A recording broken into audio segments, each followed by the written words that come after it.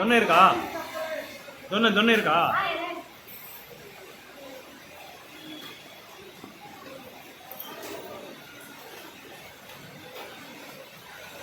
ஓம் நமோ பகவதே வாசுதேவாய.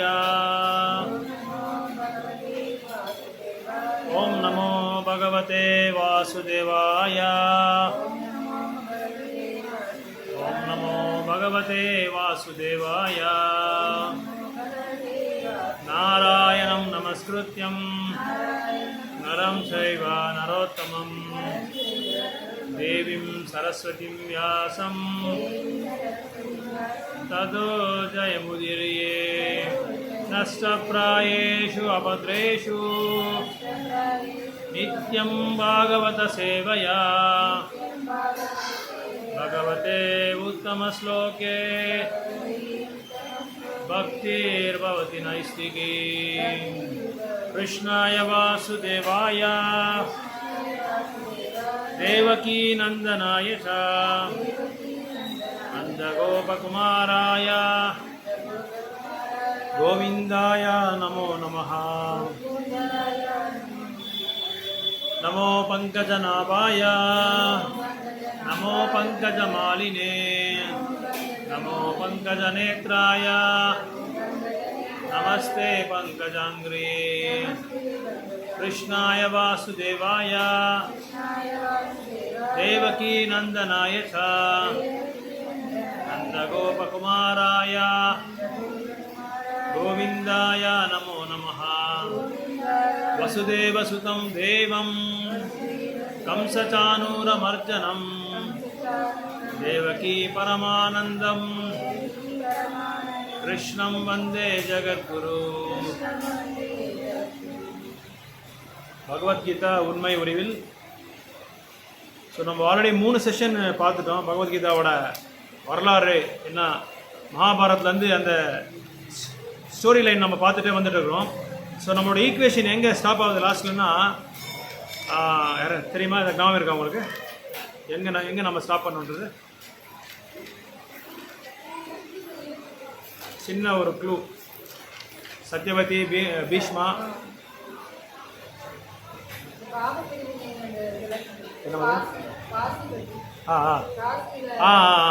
அதை பற்றி நம்ம சொன்னோம். ரைட். அதாவது நம்ம இந்திய நாட்டில் வந்து எப்படியெல்லாம் உடலை விடுறதுக்கு எப்படியெல்லாம் பிளான் பண்ணிக்கிறாங்கன்றது நம்ம லாஸ்ட்டில் பேசணும்.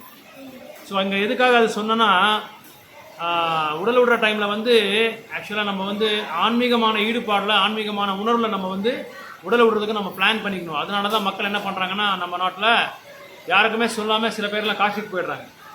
காசிக்கு போய் அங்கே வந்து உடல் விடுறதுக்காக வந்து முயற்சி பண்ணுவாங்க. எதுக்காகன்னா, அங்கே ஒரு ஐதீகம் என்னென்னா, சிவபெருமான் வந்து காதில் வந்து ஸ்ரீராமா, ஜெய் ஸ்ரீராமான்னு சொல்லி காதில் சொல்லுவாங்களாம். அந்த ஒரு ஐதீகத்துக்காக அங்கே போகிறாங்க.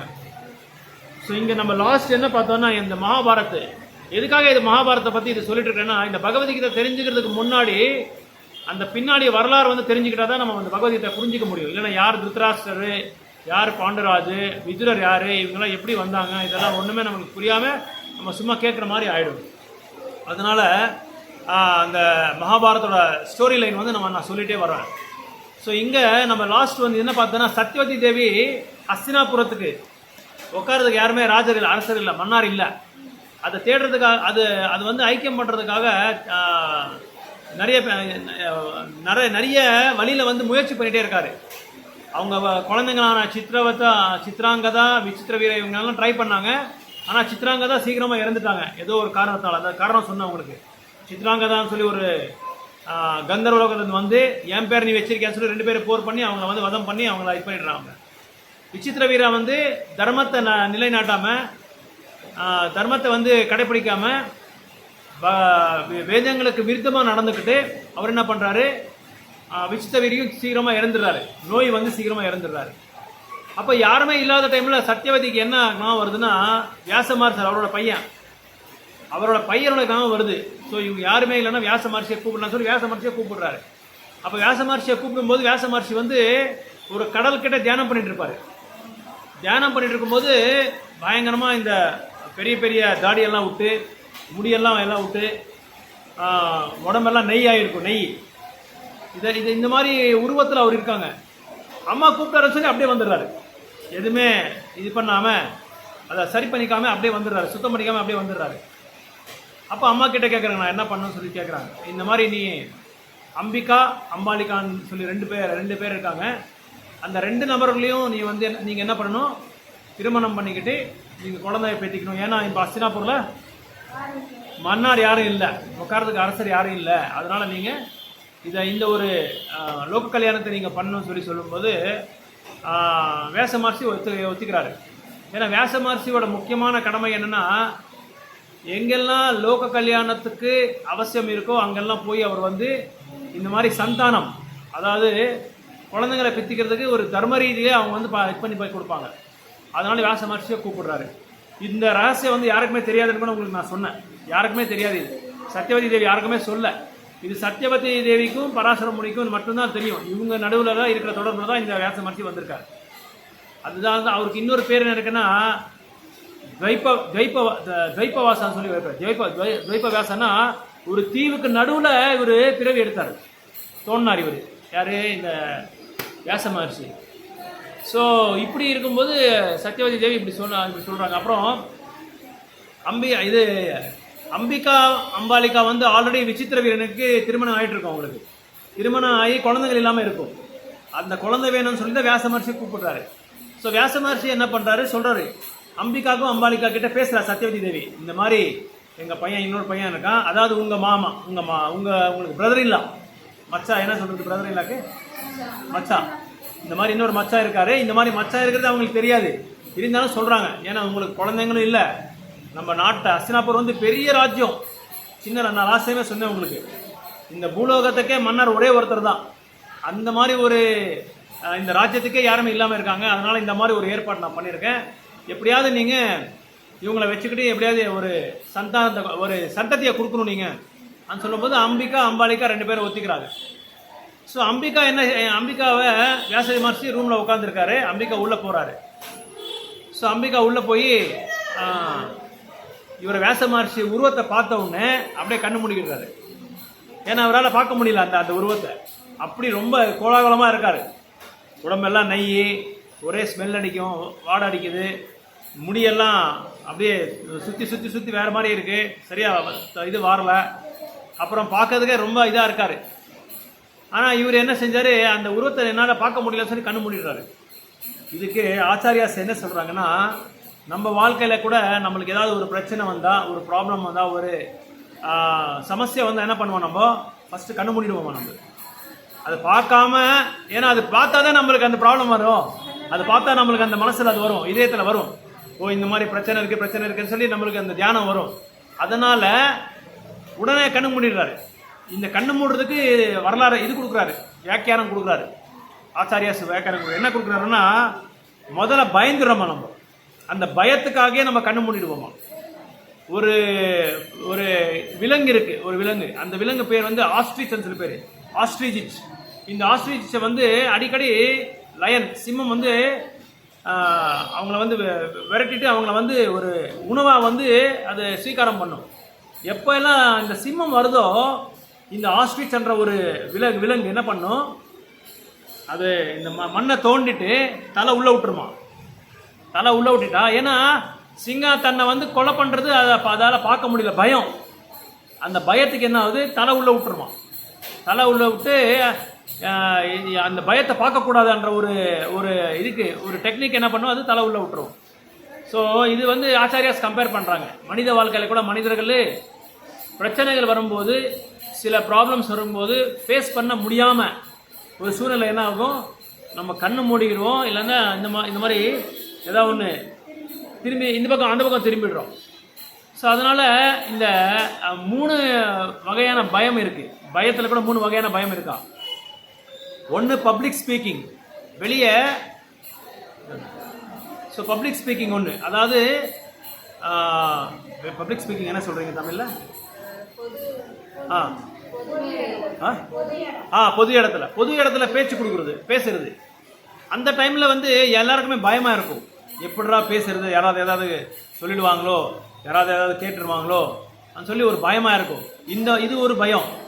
2வது பயம் என்னென்னா, மேலே பறந்துட்டு போனால் நம்மளுக்கு ரொம்ப பயமாக இருக்கும். இப்போ நம்ம ஃப்ளைட்டில் போகிறதாகட்டும், குதிரை மேலே ஏறி உட்காரதாகட்டும், அப்படியே மேலே போயிட்டு இருந்தால் பயமாக இருக்கும். ஏன்னா அந்த டிஸ்டன்ஸ் வந்து நிறைய இருக்கும் இல்லையா, 1000 கிலோமீட்டருக்கு கேப் இருக்கும். அந்த கேப்பில் வந்து நமக்கு மேலே போக போக போக போக போக நீங்கள் சின்ன வயசில் பார்த்துருக்கலாம், இந்த ஸ்விங்கெல்லாம் ஆடும்போது, ரங்கராட்டம் மேலே ஆடும்போது அப்படியே பயந்துருவோம் நம்ம.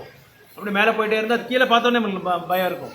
அப்புறம் இந்த இது என்னது சைட்ஸு, இந்த சைட் சீயிங் போகிறோம் இல்லையா, அந்த டைமில் ஒரு பாயிண்ட் இருப்பாங்க. நீங்கள் கொடைக்கானல்ல போனால் ஒரு பாயிண்ட் இருக்கும், சூசைட் பாயிண்ட்னு சொல்லி ஒரு பாயிண்ட் இருக்கும். அங்கே நின்று பார்த்தாவே பயமாக இருக்கும். ஸோ அந்த மாதிரி இது ஒரு பயம் இருக்கும். இது 2வது பயம். 3வது பயம் வந்து மரணம். ஸோ மரணத்துக்கு கூட ரொம்ப பயமானது எதுன்னா பப்ளிக் பிளேஸில் நிறைய பேருக்கு வந்து இது பேச்சே வராது. பேச்சு அப்படியே ஸ்டாப் ஆகிடும். எப்படிடா பேசுறது, அந்த பயத்துக்கே நம்ம வந்து பேசாமல் சும்மா ஆகிடுவோம், பேசாமல் வந்துடுவோம். நிறைய பேரெல்லாம் இந்த ஃபேன்சி ட்ரெஸ் கொடுக்கும்போது, ட்ராமா பண்ணும்போது, அப்புறம் இது ஏதாவது உபன்யாசம் கொடுக்கும்போது பேசாமே அப்படியே கொஞ்ச நேரம் பேசிட்டு அப்படியே ஸ்டாப் ஆகிட்டு வெளியே வந்துடுவாங்க, ஸ்டேஜை விட்டு வெளியே வந்துடுவாங்க. இந்த மாதிரி மனிதர்கள் கூட இந்த அம்பிகா மாதிரி வியாசதேவரை பார்த்த உடனே கண்ணை மூடிடுறாங்க. நம்ம கூட என்ன செய்கிறோம், கண்ணை மூடிடுவோம். அந்த பயத்துக்காகவே கண்ணை மூடிடுவோம். அந்த கண்ணை மூடுறதுக்கு என்ன அர்த்தம்னா, அந்த அம்பிகா பண்ணுறதுக்கு, அந்த அம்பிகா கண்ணு மூடுறதுக்கு என்ன நம்மளுக்கு தெரியுதுன்னா, இந்த வியாச மகர்ஷி பார்த்த உடனே எப்படி நம்மளுக்கு பயம் வந்துடுதோ, ஹரே கிருஷ்ணா எப்படி பயம் வருதோ, அதே மாதிரி மக்களுக்கு, மனிதர்களுக்கு கூட அந்த பிரச்சனை வரும்போது, ப்ராப்ளம் வரும்போது, சமஸ்யை வரும்போது கண்ணு மூடிட்டு நம்ம அந்த ப்ராப்ளம் வந்து ஃபேஸ் பண்ணாமல் விட்டுருவோம். ஆனால் ஆச்சாரியாஸ் என்ன சொல்கிறாங்கன்னா, எப்பேற்பட்ட ஒரு பிரச்சனை வந்தால் கூட, ஒரு ப்ராப்ளம் வந்தால் கூட, அந்த ப்ராப்ளத்தை வந்து நம்ம என்ன செய்யணும், அதை வந்து அனலைஸ் பண்ணணும், அது வந்து பரிசீலனை பண்ணணும். அது பரிசீலனை பண்ணி இந்த ப்ராப்ளம் வந்து நம்ம எப்படி வந்து சால்வ் பண்ண முடியும், ஸோ எப்படி வந்து நம்ம வந்து இதை வந்து கிளியர் பண்ண முடியும், இதுக்கு என்ன சொல்யூஷன் என்ன அப்படின்றது வந்து நம்ம பார்க்கணும். அப்படி பார்த்துட்டு அதுக்கப்புறம் அந்த பிரச்சனை நம்ம வந்து we should dwell on the problem. அதில் வந்து நம்ம தியானம் பண்ணி அதில் என்னென்ன குறைபாடு இருக்குது, ஸோ எங்கெங்கெல்லாம் நம்ம வந்து இதை வந்து கரெக்ட் பண்ணிக்கலாம், எந்த பகுதியில் நம்ம வந்து கரெக்ட் பண்ணி சரியாயிடும்ன்றது வந்து நம்ம பார்க்கணும். ஸோ இங்கே அம்பிகா என்ன செய்கிறாங்க, கண்ணை மூடிட்டு வெளியே வந்துடுறாங்க. ஸோ அந்த கண்ணை மூடும்போது வியாச மகர்ஷி பார்க்குறாரு. பார்த்த உடனே ஒரு குழந்தை வருது. அந்த குழந்தை தான் திருதராஷ்டிரா. இவங்க கண்ணை மூடினதுனால அங்கே என்னாச்சு, திருதராஷ்டிரனுக்கு கண் இல்லாமல் ஆயிடுது. ஸோ திருதராஷ்டிரா, ஆனால் வியாச மகர்ஷி வெளியே வந்து சொல்கிறாரு அம்மாவுக்கு, அம்மா இந்த குழந்தைக்கு வந்து கண் இல்லாமல் இருக்கும், ஏன்னா என்னை பார்த்தவொடனே இவர் கண்ணை மூடிக்கிட்டாரு. அதனால் இவங்க வந்து 10,000 மனிதர்களுக்கு என்ன சக்தி இருக்குமோ அந்த சக்தி இவர்கிட்ட இருக்கும். யார்கிட்ட, திருதராஷ்டிரர்கிட்ட. ஆனால் கண் இல்லாமல் தான் இவங்க வந்து பிறப்பாங்கன்னு சொல்லிட்டாங்க. ஸோ கண் இல்லாமல் அவர் பிறந்துட்டாங்க. அப்போ கண் இல்லாமல் பிறக்கிறதுனால இங்கே உட்காரதுக்கு தகுதி இல்லாமல் ஆயிடுச்சு. அஸ்தினாபுரோட அந்த மன்னாரோட சீட்டுக்கு உட்காரதுக்கு இது தகுதி இல்லாமல் ஆயிடுச்சு. ஸோ என்ன பண்ணுறாங்க, சத்யவதி தேவி தேடுறாங்க வேற யாரை நம்ம உட்கார வைக்கலாம்னு சொல்லி. ஏன்னா திருதராஷ்டிரருக்கு தகுதி இல்லாமல் ஆயிடுச்சு, கண் இல்லாதனால அவங்களால உட்கார முடியாது. அப்போ வேற யாரை பார்க்கலாம்னு சொல்லி பார்த்தா வியாச மகர்ஷிக்கு என்ன சொல்கிறாருன்னா, இன்னொருத்தர் இருக்காரு அம்பாலிகான்னு சொல்லி, அவங்கள நான் அனுப்புகிறேன்னு சொல்லி அம்பாலிகா அனுப்புகிறாரு. ஸோ அம்பாலிகா உள்ளே போகிறாரு. அம்பாலிகா அவரோட மனசில் என்ன வருதுன்னா, நல்லா கேட்டுக்கோங்க, ஒரே ஒரு கருத்து மட்டும் அவங்களுக்கு தெரியும், கண்ணை மூடக்கூடாது. ஏன்னா சொல்லி அனுப்புகிறாங்க சத்யவதி, கண்ணை மட்டும் நீ மூடாதேன்னு சொல்லி அனுப்புகிறாங்க. அதனால் இவங்க கண்ணை மூடாமல் உள்ளே போகிறாங்க. வேற எதுவுமே தெரியாது, வேற என்ன டோன்ஸ் தெரியாது, டூஸ் தெரியாது, டோன்ஸ் மட்டும் தெரியும். டூஸ் அண்ட் டோன்ஸில் டோன்ஸ் தெரியும், டூஸ் தெரியாது. என்ன பண்ணணும், என்ன எப்படி நம்ம அங்கே நடந்துக்கணும், அன்றது தெரியாது. ஆனால் கண்ணை மட்டும் மூடக்கூடாதுன்றது மட்டும் தெரியும். சரி, உள்ளே போயிட்டு கண்ணை மூடாமல் வியாச மகர்ஷியை பார்க்குறாரு. வியாச மகர்ஷியை பார்த்த உடனே அவங்களுக்கு மூஞ்சி ஒரு மாதிரி வீக் ஆகிடுது. பேல் ஃபேஸ்ன்னு சொல்லுவாங்க அதுக்கு. பேல் ஃபேஸ்னா ஒரு மாதிரி நம்ம ரொம்ப ஓடி வந்து ரொம்ப கஷ்டப்பட்டு காலிலேருந்து ஒரு சாயங்காலம் நம்ம உட்கார்ந்த மூஞ்சி எப்படி இருக்கும், அப்படியே இதாகிட்டு இருக்கும், எழிஞ்சிடும் அப்படியே. அந்த மாதிரி மூஞ்சி வச்சுக்கிறதுனால அந்த மாதிரி மூஞ்சி வச்சுக்கிறாங்க. அப்படின்னா என்ன அர்த்தம்னா, ஒரு பெண் வந்து தன்னோட வாழ்க்கையில் வாழ்நாள் ஃபுல்லாக தன்னோட தர்ம பத்தி கிட்ட நல்லா வாழணும்னு சொல்லி நினைக்கிறாங்க. நல்லா இருக்கணும், அவங்க நல்லா ஆனந்தமாக இருக்கணும், நல்லா அழகாக இருக்கணுன்றது எதிர்பார்ப்பாங்க. யாருமே வந்து இந்த மாதிரி கோலத்தில் வந்து யாரும் திருமணம் பண்ணிக்க விரும்ப மாட்டாங்க. ஸோ அதனால் பேல் ஃபேஸ், அந்த பேல் ஃபேஸுக்கு என்ன சொல்கிறாங்கன்னா ஆச்சாரியாஸு, இப்படி வந்து நம்ம வந்து யாரையும் வந்து எடை போடக்கூடாது, வெளிப்படையாக நம்ம வந்து யாரையும் எடை போடக்கூடாது. ஸோ அது அவங்களோட கேரக்டர் என்ன, அவங்களோட குணம் என்ன, அவங்க எப்பேற்பட்டவர், இதெல்லாமே நம்ம புரிஞ்சுக்கிட்டு தான் நம்ம வந்து நடந்துக்கிறோமே தவிர இந்த மாதிரி ஒரு எழிஞ்சு போன ஒரு மூஞ்சி மாதிரி நம்ம வச்சுக்கக்கூடாது, பேல் ஃபேஸ் வச்சுக்கக்கூடாதுன்னு சொல்லி சொல்கிறாங்க. ஸோ இங்கே அதனால் இந்த பயம்ன்றது, அந்த பயத்தினால இந்த மாதிரி எல்லாம் நடந்துக்கிறோம் நம்ம. ஸோ இந்த மாதிரி அம்பிகா இந்த மாதிரி ஆகிடுது, அம்பாலிகா வந்து இந்த மாதிரி மூஞ்சி ஒரு மாதிரி வச்சுக்கிறதுனால பிறக்கிற குழந்தையும் என்னாச்சு, ரொம்ப வீக்காக பிறக்கிறாங்க. சத்யவதி தேவிக்கு வந்து சொல்கிறாங்க வேஸ் மகர்ஷி, இந்த குழந்தையும் வந்து ரொம்ப நாள் இருக்கிறது இல்லை, ஏன்னா அவங்க வந்து இது பண்ணும்போதே ரொம்ப வீக்காக தான் இருக்காங்க, பிறக்கும் போதே ரொம்ப வீக்காக தான் இருக்காங்க, அதனால் பிறக்கிற குழந்தை கூட ரொம்ப வீக் ஆகிடும். ஸோ அந்த குழந்தை வந்து தான் பாண்டுராஜ். ஸோ பாண்டுராஜ் அந்த பிறப்பு எடுத்த உடனே என்னாச்சு, ரொம்ப வீக்காக பிறந்துடுறாங்க, அவங்களுக்கு எதுவுமே சக்தியே இருக்காது. ஸோ சக்தி இல்லாத ஒரு அரசரை வந்து நம்ம உட்கார வைக்க முடியாது, எங்கே அஸ்தினாபுரோட அந்த சிம்மாசனத்தில் நம்ம உட்கார வைக்க முடியாது, அதனால் வேறு யாருன்னு சொல்லி பார்க்குறாங்க. அப்போ என்ன பண்ணுறாங்க, இவர் சத்யவதி தேவி வியாச மகர்ஷிக்கு சொல்கிறாங்க, நீங்கள் இன்னொரு தடவை அம்பிகாவை போய் இது பண்ணுங்க, அணையணும்னு சொல்லி சொல்கிறாங்க. சரி ஓகேன்னு சொல்லி என்ன செய்கிறாங்க, அம்பிகா ரொம்ப திறமையாக அந்த இது யூஸ் பண்ணுறாங்க, டெக்னிக் யூஸ் பண்ணிவிட்டு அங்கே ரூமுக்கிட்ட வாசப்படிக்கிறே நின்றுட்டு அவரே போகிற மாதிரி அப்படி போயிட்டு பக்கத்தில் ஒரு தாசி இருப்பாங்க, அந்த தாசியை உள்ளே தள்ளிடுறாங்க. அந்த தாசியை உள்ளே தள்ளிட்டு இவங்க வெளியே ஓடிடுறாங்க. அப்போ மூணாவது காரணம் என்னென்னா, ஏதாவது நம்மளுக்கு பிரச்சனை வந்தால், ஏதாவது நம்மளுக்கு வந்து ப்ராப்ளம் வந்தால் வாழ்க்கையில் நம்ம என்ன செய்கிறோம், அந்த இடத்த விட்டே ஓடிடுவோம், அதே மாதிரி தான் அம்பிகா பண்ணாங்க. இவங்க இந்த தாசி என்ன பண்ணுறாங்க, ரொம்ப விசேஷமான ஒரு மாதாஜி இவர். இந்த தாசி வியாச மகர்ஷியை பார்த்த உடனே அவங்களுக்கு எங்கே இல்லாத திவ்யமான குணங்களெல்லாம் வந்துடுது. அவங்க வெளிப்படையாக பார்க்காம வியாச மகர்ஷியை உள்படையாக பார்க்குறாங்க. இவங்க ஒரு திவ்யமானவங்க, இவங்க வந்து சர்வசாதாரணமான ஆள் கிடையாது, இவர் வந்து இலக்கை அவதாரம் இவர் அப்படின்னு சொல்லி புரிஞ்சுக்கிறாங்க. இவங்களுக்கு அந்த ஞானம் எல்லாம் வந்துடுது அவங்களுக்கு. ஏன்னா உள்படியாக பார்க்குறாங்க, உள்ள இன்டர்னலாக என்ன இருக்காங்க, என்ன எப்பேற்பட்ட ஆள் இவருன்னு சொல்லி பார்த்துட்டு அவங்கள புகழ ஆரம்பிச்சிடுறாங்க. வியாச மகர்ஷியை புகழ ஆரம்பிச்சிட உடனே இவங்களுக்கு எல்லா அந்த குணங்களும் வந்துடுது. வியாச மகர்ஷிக்கு என்னென்ன இது இருக்கோ எல்லா அந்த நன்மைகள், அந்த குவாலிட்டிஸ் எல்லாமே இவங்களுக்கு தெரிய வருது. ஸோ இப்பேற்பட்ட அவர் அப்போது உடனே அவர் வந்து காலில் விழுந்து நமஸ்காரம் பண்ணி அவங்களுக்கு வந்து சேவை செஞ்சு, இதெல்லாமே எப்படி ஒரு தர்மபத்னி வந்து தர்மபத்திக்கு எப்படி நடந்துக்கணுமோ, ஒரு மனைவி வந்து எப்படியெல்லாம் சேவை செய்யணுமோ, அப்புறம் வந்து ஒரு மனைவி எப்படி புருஷனை வந்து புகழ்ந்து பாடணுமோ, எப்படியெல்லாம் எந்தெந்த சமயத்தில் எப்படியெல்லாம் இருக்கணுன்றது வந்து புரிஞ்சுக்கிட்டு அவங்க வந்து வியாச மகர்ஷிக்கிட்ட நடந்துக்கிறாங்க. அந்த மாதிரி நடந்துக்கிறதுனால, அந்த குணங்கள் இருக்கிறதுனால அந்த பிறக்கிற புள்ள வந்து திவ்யமான ஒரு புள்ளையாக பிறக்கிறாங்க. அவர் தான் விதுரர். ஸோ வியாச மகர்ஷி வந்து சொல்கிறாரு, இந்த குழந்தை வந்து சர்வசாதாரணமான ஒரு குழந்தை கிடையாது, அஸ்தினாபுர ராஜ்யத்தை அரசாங்கத்தையே காப்பாற்றுறது இவர் தான். யாரு? விதுரர். யார் இந்த விதுரர்? எப்படி வந்தார் இந்த விதுரர்? தெரியும், அதெல்லாம் எல்லாருக்கும் தெரியும் நினைக்கிறேன். ஸோ யமதர்மராஜோட அம்சம் இவர். ஸோ ஏன்னா விதுரர் என்ன பண்ணா, யமதர்மராஜ் என்ன பண்ணுறாருன்னா, ஒரு தடவை சின்ன வயசில் இருக்கும்போது ஒரு குச்சி எடுத்து இந்த சின்ன பூச்சிங்களெல்லாம் கண்ணை நோண்டிட்டு அவங்க வந்து வதம் பண்ணிகிட்டே இருப்பாங்க, எல்லாரையும் சாவடிச்சிட்டே இருப்பாங்க எல்லா பூச்சிங்க. அதை பார்த்த ஒரு முனிவர், அந்த முனிவர் பேர் எதாவது தெரியுமா? இல்லை, மாலை ஸ்டார்ட் ஆகும், மைத்ரேய கிடையாது, பட் மாலை ஸ்டார்ட் ஆகும். அவரு இந்த இவர் இல்லை, யமதர்மராஜ் இல்லை, இந்த முனிவர் அந்த மாதிரி பண்ணிட்டு இருக்காரு. குழந்தைங்களை வந்து இந்த பூச்சிங்களெல்லாம் இது வதம் பண்ணிட்டு இருப்பாரு. இல்லை மண்டோதரம் இல்லை, மண்டு கரஷோ ஏதோ மாலே ஸ்டார்ட் ஆகுது அது.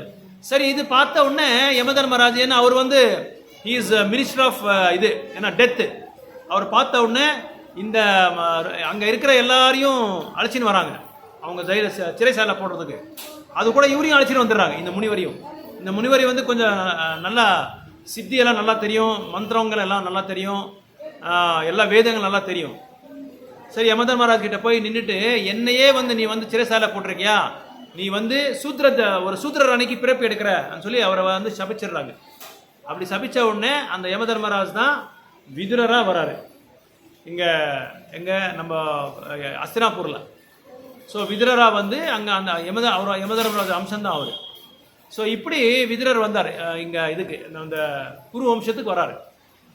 ஸோ இங்கே 3 விஷயங்கள் நம்ம தெரிஞ்சுக்க வேண்டியதாக வரும். ஒன்று பயம்ன்றது ஒன்று, ரெண்டாவது வந்து வீக் ஆகுறது, நம்ம வந்து பிரச்சனைகளை பார்த்து வந்து நம்ம வீக் ஆகிடுறோம். மூணாவது வந்து அந்த பயம் வந்தவுடனே நம்ம என்ன செய்கிறோம், அந்த இடத்த விட்டு ஓடி போயிடுறோம். ஸோ நிறைய பேர் என்ன பண்ணுவாங்கன்னா, ஏதாவது ஒரு பிரச்சனை வந்தால் அந்த இடத்த விட்டே ஓடி போயிடுவாங்க. ஸோ அந்த இடத்த விட்டு ஓடி போயிட்டு இந்த பிரச்சனையை சால்வ் பண்ண முடியாது என்னாலன்னு சொல்லி இப்போ ஓடி போயிடுவாங்க. அதனால ஒரு மகாபாரத்தில் ஒரு புராணத்தில் ஒரு கதை சொல்கிறாங்க. ஒரு வயசானவர் என்ன பண்ணார், தான் உடல் விடுற சமயத்தில் ஒரு வில்லு எழுதிட்டு போகிறாரு. வில்லு என்ன தெரியும் இல்லையா, எப்பவும் பெரியவங்களெல்லாம் என்ன பண்ணுவாங்க, ஒரு வில்லு பத்திரம் எழுதுவாங்க லாஸ்ட்டில். இந்த சொத்து யாருக்கு சேருதும் பையன் உயிலா சரி ஓகே உயில், இங்கிலீஷில் வில் பத்திரம் சொல்லுவாங்க. அந்த வில் பத்திரம் எழுதிட்டு அந்த இவருக்கு அட்வொகேட்ஸ் எல்லாம் கூப்பிட்டு, வக்கீல்லாம் கூப்பிட்டு, இந்த வில்ல என்ன இருக்கோ அதுக்கு தகுந்த மாதிரி நீங்கள் எல்லாருக்கும் பகிர்ந்து கொடுத்துருங்க சொல்லி போயிடுறாங்க. அது என்ன சொத்து இருக்குன்னு அவங்ககிட்ட 19 குதிரை மட்டும் இருக்குது, வேறு எதுவும் இல்லை. 19 குதிரையை வந்து 3 பேருக்கு நீங்கள் டிவைட் பண்ணி கொடுக்கணும். இது நீங்கள் எப்படி பண்ணுறீங்களோ நீங்கள் பண்ணி கொடுத்துருங்கன்னு சொல்லி அவர் வில்ல எடுத்துகிட்டு போயிட இறந்துடுறாரு. இங்கே அந்த கிராமத்தில் இருக்கிற பெரியவங்களாம் வராங்க. வந்து அந்த அந்த அந்த வக்கீலுக்கு இது எப்படி பிரித்து கொடுக்குறதோ புரியல. 19 குதிரை இருக்குது, எப்படி பிரித்து கொடுக்குறதுன்னு புரியல அவங்களுக்கு. சரி, பெரியவங்களாம் கூப்பிட்டு, வேற பெரிய பெரிய வித்துங்களாம் இருப்பாங்க இல்லையா, அவங்களாம் கூப்பிடுவாங்க. இந்த பழைய ஆளுங்களாம் அவங்களுக்கு நல்லா தெரியும் எப்படி பாகம் பண்ணுறது, இதெல்லாம் நல்லா தெரியும். அவங்களாம் கூப்பிட்டு கேட்குறாங்க என்ன பண்ணுறதுன்னு. அவங்களுக்கும் இப்படி வந்துருங்க மாதாஜி, முன்னாடி வந்துருங்க, இப்படி வாங்க, இப்படி வந்துருங்க. ஸோ எப்படி பிரிக்கிறதுன்னு சொல்லி புரியல அவங்களுக்கு. எல்லாருக்குமே குழப்பமாக இருக்குது. என்ன பண்ணுறது, அந்த வக்கீலுக்கும் புரியல, வந்த பெரியவங்களுக்கும் புரியல. 19 குதிரையை போய் எப்படி இவன் என்ன சொல்லியிருக்கான், நான் வில்ல 50% வந்து பசங்களுக்கு கொடுக்கணும், அப்புறம் 1/4 வந்து ஒரு ட்ரஸ்ட்டுக்கு கொடுக்கணும், 1/5 வந்து இது உறவுக்காரங்களுக்கு கொடுக்கணும். இப்படி எழுதி வச்சுட்டு போயிருக்காங்க வில்ல. சரி, யாருக்கு என்ன பண்ணுறது, இவங்களுக்கு 19 குதிரை எப்படி பண்ணுறது? 1 18 நம்ம பிரித்து கொடுக்கலாம். ஏதாவது ஒரு குதிரையோ 2 குதிரையோ நம்ம என்ன செய்யணும், வெட்டி தான் கொடுக்கணும், இல்லைன்னா அந்த பாகம் கரெக்டாக வராது. சரி, அங்கே ஒரு சாது போயிட்டு இருந்தார். அந்த சாது வராரு. அந்த சாது வந்து கேட்குறாரு, என்னப்பா என்ன பிரச்சனை, எல்லாருமே ரொம்ப குழப்பமாக இருக்குங்க, ஏதாவது சொன்னால் நான் வந்து என்னால் முடியுது, நான் சகாயம் பண்ணுறேன்னு சொல்லி சொல்கிறாங்க. அப்போது இவங்க சொல்கிறாங்க, உனக்கெல்லாம் இதெல்லாம் எங்களாலேயே முடியல, நீ உன்னால் என்ன பண்ண முடியும், நீ இடத்த காலி பண்ண உன்னால் முடியுது. இல்லை நீங்கள் எனக்கு சொல்லுங்கள், என்னால் முடியுது, நான் வந்து உங்களுக்கு ப்ராப்ளம் சால்வ் பண்ணி கொடுக்குறேன்னு சொல்லி சொல்கிறாங்க. ஸோ இந்த மாதிரி இருக்குது, 19 குதிரை தான் எங்ககிட்ட இருக்குது, ஆனால் வில்ல இந்த மாதிரி எழுதியிருக்காங்கன்னு சொல்லி சொல்கிறாங்க. ஸோ வில்ல இந்த மாதிரி. அப்போ இவர் யோசனை பண்ணுறாரு, அவரு குதிரை தான் வந்திருக்காரு, அவர் வந்தவர் சாது கூட குதிரையில் தான் வந்திருக்காரு. ஸோ அவர் என்ன செய்கிறாரு, அந்த 19 குதிரை பக்கத்தில் இவங்க குதிரையும் வச்சிடுறாங்க. இவங்க குதிரையும் வச்சுக்கிட்டு என்ன பண்ணுறாங்க, எப்படி பிரிக்கிறாங்கன்னா,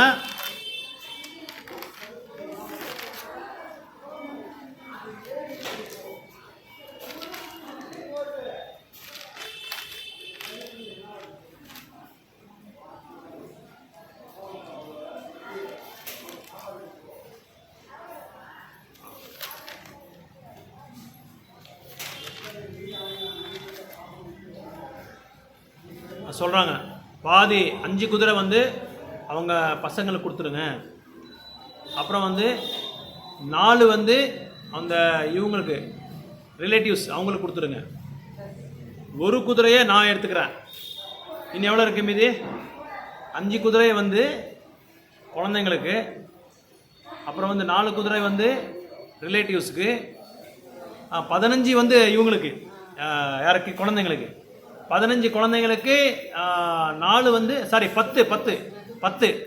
10 குதிரைகள் வந்து குழந்தைங்களுக்கு கொடுத்துருங்க, 4 குதிரைகள் வந்து அந்த ரிலேட்டிவ்ஸுக்கு கொடுத்துருங்க, 1 நான் எடுத்துக்கிறேன், மீதி 5 வந்து ட்ரஸ்ட்டுக்கு கொடுத்துருங்கன்னு சொல்கிறாங்க, ட்ரஸ்ட்டுக்கு. ஸோ 20 குதிரையை கரெக்டாக பிரிச்சுட்டு அவங்க அனுப்பிச்சுட்றாங்க. இவங்க வந்த முக்கியமான காரணம், ஒரு குதிரையை ஆட் பண்ணுறாங்க. அவங்க கேட்குறாங்க, ஏன்ப்பா இத்தனை பேர் நாங்கள் இங்கே உட்காந்துருக்கோம், கிட்டத்தட்ட 100 பேர் உட்காந்து இந்த ப்ராப்ளம் சால்வ் பண்ணுறதுக்காக முயற்சி பண்ணோம், யாராலையும் முடியல, எப்படி நீ சால்வ் பண்ணன்னு சொல்லி கேட்குறாங்க. எப்படி உனக்கு இந்த மூளை இப்படி ஓடுது உனக்குன்னு சொல்லி கேட்குறாங்க. அவர் சொல்கிறாங்க, இது ரொம்ப சிம்பிள் தான், ஒன்றும் இல்லை, நீங்கள் எல்லாமே யோசனை பண்ணிக்கிட்டீங்க, ஆனால் ஒருத்தரை மட்டும் நீங்கள் விட்டுட்டீங்க. அந்த 20வது குதிரை தான் கடவுள். கடவுளை விட்டு நீங்கள் எல்லாமே யோசனை பண்ணுறீங்க, எப்படி பிரிக்கிறது என்ன பண்ணுறதுன்னு சொல்லி பேசுகிறீங்க. என்ன எப்படியெல்லாம் வெவ்வேறு வழியில் வந்து நீங்கள் முயற்சி பண்ணுறீங்க, ஆனால் எதுவுமே முடியல. அந்த கடவுள்ன்றது நீங்கள் வந்து உங்களோட இதில் உங்களோட வாழ்க்கையில் வந்து நீங்கள் அவங்கள வந்து அணங்கினா தான் நீங்கள் இந்த ப்ராப்ளம் சால்வ் ஆகும். ஸோ அந்த 20வது குதிரை யாருன்னா கடவுள், காட். ஸோ அந்த கடவுளே இல்லைன்னா எந்த பிரச்சனையும் வந்து நம்மளுக்கு ப்ராப்ளம் சால்வ் ஆகாது. அதனால் நம்ம எந்த பிரச்சனை வந்தாலும் நம்ம என்ன செய்கிறோம், அவரை ஒதுக்கி பக்கத்தை வச்சிடறோம். அவர் வந்தால் தான் ப்ராப்ளம் நம்மளுக்கு. அவரை ஒதுக்கி வைக்கிறதுனால என்ன ஆகுது, நம்மளுக்கு ப்ராப்ளம் சால்வ் ஆகாது. கடைசியில் தான் ப்ராப்ளம் சால்வ் ஆகாமல் இருந்தால் என்ன செய்வோம், அவர்கிட்ட நம்ம போவோம். ஸோ அதனால் இங்கே நம்ம ஒரு பிரச்சனையும் எப்படி சால்வ் பண்ணால் அது வந்து அனலைஸ் பண்ணணும். என்றைக்குமே வந்து ஒரு பயம் ஒரு பிரச்சனைன்னு வந்தால் நம்ம வந்து அது பயந்துட்டு நம்ம ஓடக்கூடாது.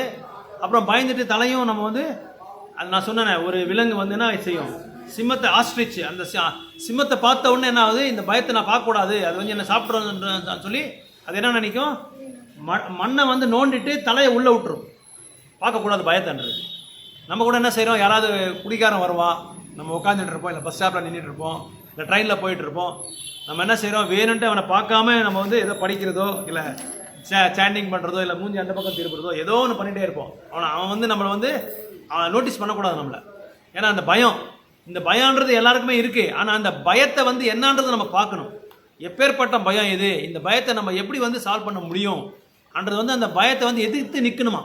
எப்போ அந்த பயத்துக்காக நம்ம எதிர்த்து நிற்கிறோமோ அப்போ என்ன ஆகுது, அந்த பயம் இல்லைன்னா நம்ம என்ன ஆகுதுன்னா அந்த பயத்தை பற்றியே யோசனை பண்ணிகிட்டு இருப்போம். வீட்டுக்கு போனால் சரி, நம்ம வேலை பண்ணும்போது சரி, அந்த பயத்தை பற்றியே நம்ம யோசனை பண்ணிகிட்டே இருப்போம். ஸோ அதனால் என்ன ஆகும், இந்த பயம் இன்னும் ஜாஸ்தி ஆகிட்டே போகும். அந்த ரேட் ஆஃப் ஃபியர் வந்து நம்மளுக்கு ஜாஸ்தி ஆகிட்டே போகும். ஆனால் அது குறையவே குறையாது. அப்போ எப்போ சாந்தி கிடைக்கணும், அந்த பயத்தை வந்து நம்ம என்னன்றது பார்க்கணும். அந்த ஃபைலை வந்து டேக்கப் பண்ணிக்கணும். அந்த ஃபைலை டேக்கப் பண்ணி இது எப்படி இந்த ப்ராப்ளத்தை சால்வ் பண்ண முடியுன்றது நம்ம வந்து அதை அனலைஸ் பண்ணணும். அது யோசனை பண்ணும்போது தான் நம்ம வந்து அந்த ப்ராப்ளமை சால்வ் பண்ண முடியும். நிறைய பேர் என்ன பண்ணுவாங்கன்னா, அந்த பயன்றது வந்தாலே நம்ம ஓடி போயிடுவோம். அந்த 3வது பாயிண்ட் அதான் ஓடி போயிடுறது. ஃபர்ஸ்ட் பாயிண்ட் என்னென்னா, நம்ம கண்ணை மூடிக்கிறது, யார் மாதிரி, அம்பிகா மாதிரி. அப்புறம் அம்பாலிகா மாதிரி என்ன ஆகுது, நம்ம வந்து பார்த்த உடனே அந்த வீக் ஆகிடுது. அந்த பயத்தை பார்த்த உடனே நம்மளுக்கு வீக் ஆகிடும். சில பேர் நம்மளுக்கு ஏதாவது மொபைலில் ஒரு கால் வரும், வீட்டிலேருந்து ஒரு கால் வரும், இல்லை நம்ம யாராவது விருந்தாளிங்க வருவாங்க, வீட்டில் யாருமே இல்லை, நம்ம வெளியே இருக்கிறோம், ஸோ உடனே நம்ம போகணும். அப்போ என்ன ஆகுது, நம்மளுக்கு உடனே நம்ம என்ன செய்கிறோம், வீக் ஆகிடுறோம். வீட்டில் எதுவுமே இல்லை, காய்கறி எதுவும் இல்லை, அவங்களை சமைச்சு பிரசாதம் போடணும். அதே மாதிரி ஹாஸ்பிட்டல்லேருந்து ஒரு கால் வரும், உடனே யாராவது ஒருத்தர் நம்மளுக்கு தெரிஞ்சவங்க, நம்ம ஏன்னா நம்மளுக்கு ரொம்ப வேண்டியவங்க என்ன ஆகுது, ஏதோ ஒரு விபத்தில் வந்து அவங்க ஆக்சிடென்ட் ஆகிடுதோ இல்லை ஏதோ ஒன்று ஹாஸ்பிட்டல் அட்மிட் ஆகிருப்பாங்க, உடனே நம்மளுக்கு கால் வந்தோடனே நம்மளுக்கு பயம் வந்துடுது. நம்ம ஃபுல்லாக அப்படியே வீக் ஆகிடுறோம், ப்ரெஷர் அப்படியே ஜாஸ்தி ஆகிடும் நம்மளுக்கு. ஸோ அது 2வது கேஸு. 3வது கேஸ் என்ன, அந்த பயத்தை வந்த உடனே, அந்த விபத்தை வந்தோடனே ஓடி போயிடுறது, அந்த இடத்த விட்டு நம்ம ஓடி போயிடுது. ஸோ இந்த மாதிரி இது எதுக்காக இது நான் சொல்கிறேன்னா, இந்த அம்பாலிகா பண்ண அந்த பயத்துக்காக என்ன ஆகுது, யாருமே இல்லாமல் போயிடுவாங்க. அந்த பயத்தை அவங்க பண்ணதுனால திருதராஷ்டிரர் வந்துட்டார், ஆனால் அவங்களுக்கு எந்த விதமான தகுதி இல்லை. பாண்டராஜ் வந்தார், எதுவுமே தகுதி இல்லை. திருதராஷ்டிரருக்கு ஏன் தகுதி இல்லை, கண் இல்லை. பாண்டராஜுக்கு ஏன் தகுதி இல்லை, வீக் ஆகிட்டார். பேல் ஃபேஸ், ஈ காட் எ பேல் ஃபேஸ், மூஞ்சி அப்படியே இழைஞ்சிருச்சு அவங்களுக்கு இவரை பார்த்த உடனே. ஆனால் விதுரர் எல்லா தகுதியும் இருக்கு, அவருக்கு இல்லாத தகுதியே இல்லை. ஆனால் ஏன் உட்கார முடியாது, சூத்திரரோட பையன், சூத்திரர் உட்கார முடியாது. யார் உட்கார முடியும், தெரியல, சத்திரியர் மட்டும்தான் உட்கார முடியும். அவர் அந்த இவரு அம்பாலிகா இருக்காரு இல்லையா, அம்பிகா இருக்காரு இல்லையா, அம்பிகாவை 2வது தடவை போக சொல்றாரு சத்யவதி. ஃபர்ஸ்ட் தடவை திருதராஷ்டிரர் பிறந்துட்டாரு, விட்டாரு. அம்பாலிகா போனப்போ அம்பாலிகா பார்த்த உடனே மூஞ்சி எழிஞ்சிடுச்சு. 3வது தடவை வியாச மகர்ஷி கிட்ட அம்பிகா மறுபடியும் போக சொல்றாரு. அம்பிகாவை வியாச மகர்ஷிக்கு போய் சொல்றாரு சத்யவதி, இன்னொரு வாட்டி நீ அம்பிகா கிட்ட போன்னு சொல்றாரு.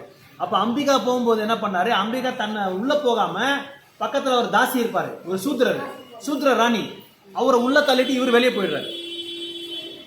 அவர் உள்ள தள்ளிட்டு இவர் வெளியே போனதுனால அந்த சூத்திர ராணிக்கு பிறந்தவர் தான் விதுரர்.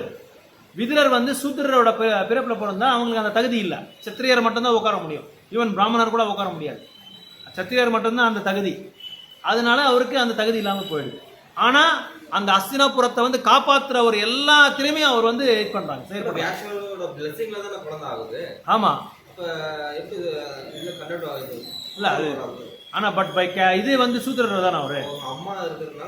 ஆமாம் ஆமாம், அவரோட பிளஸிங்காக இருந்தா கூட பட் இங்கே அமைப்பு என்னன்னா அந்த சத்திரியர அந்த அந்த இது இருக்கு இல்லையா, அந்த கோட்பாடு இருக்கு இல்லையா, அந்த புரோட்டோகால்னால அவர் உட்கார முடியாது. என்ன இருந்தாலும் அவர் அந்த புரோட்டோகால் கடைப்பிடித்து தான் ஆகணும். இப்போ கிருஷ்ணர் வந்து சந்திப்பான முடிய குருவாக ஏற்றிக்கிட்டாரு. ஆனால் அவர் ஏற்றிக்கிற அவசியமே இல்லை. கிருஷ்ணர் தான் அவரை பற்றி தான் கேட்குறாரு. இருந்தாலும் அவர் குருவாக ஏற்றிக்கிட்டாரு. சைத்தன்ய மகாபிரபு ஈஸ்வரப்பிரியா ஏற்றிக்கிட்டாரு, குருவாக ஏற்றிக்கிட்டாரு. ஆனால் குருவாக ஏற்றிக்கிற அவசியம் இல்லை அவருக்கு. ராமேஸ்வரம்ல நான் சொன்னேன், அன்றைக்கி ராமேஸ்வரம் போகும்போது ராமர் சிவபெருமானை வந்து கும்பிட அவசியம் இல்லை, அவருக்கு வணங்குற அவசரமே இல்லை. இருந்தாலும் அவரை வந்து வணங்கிட்டு லிங்கத்தை வந்து பிரதிஷ்டாபனம் பண்ணார் Sita Devi.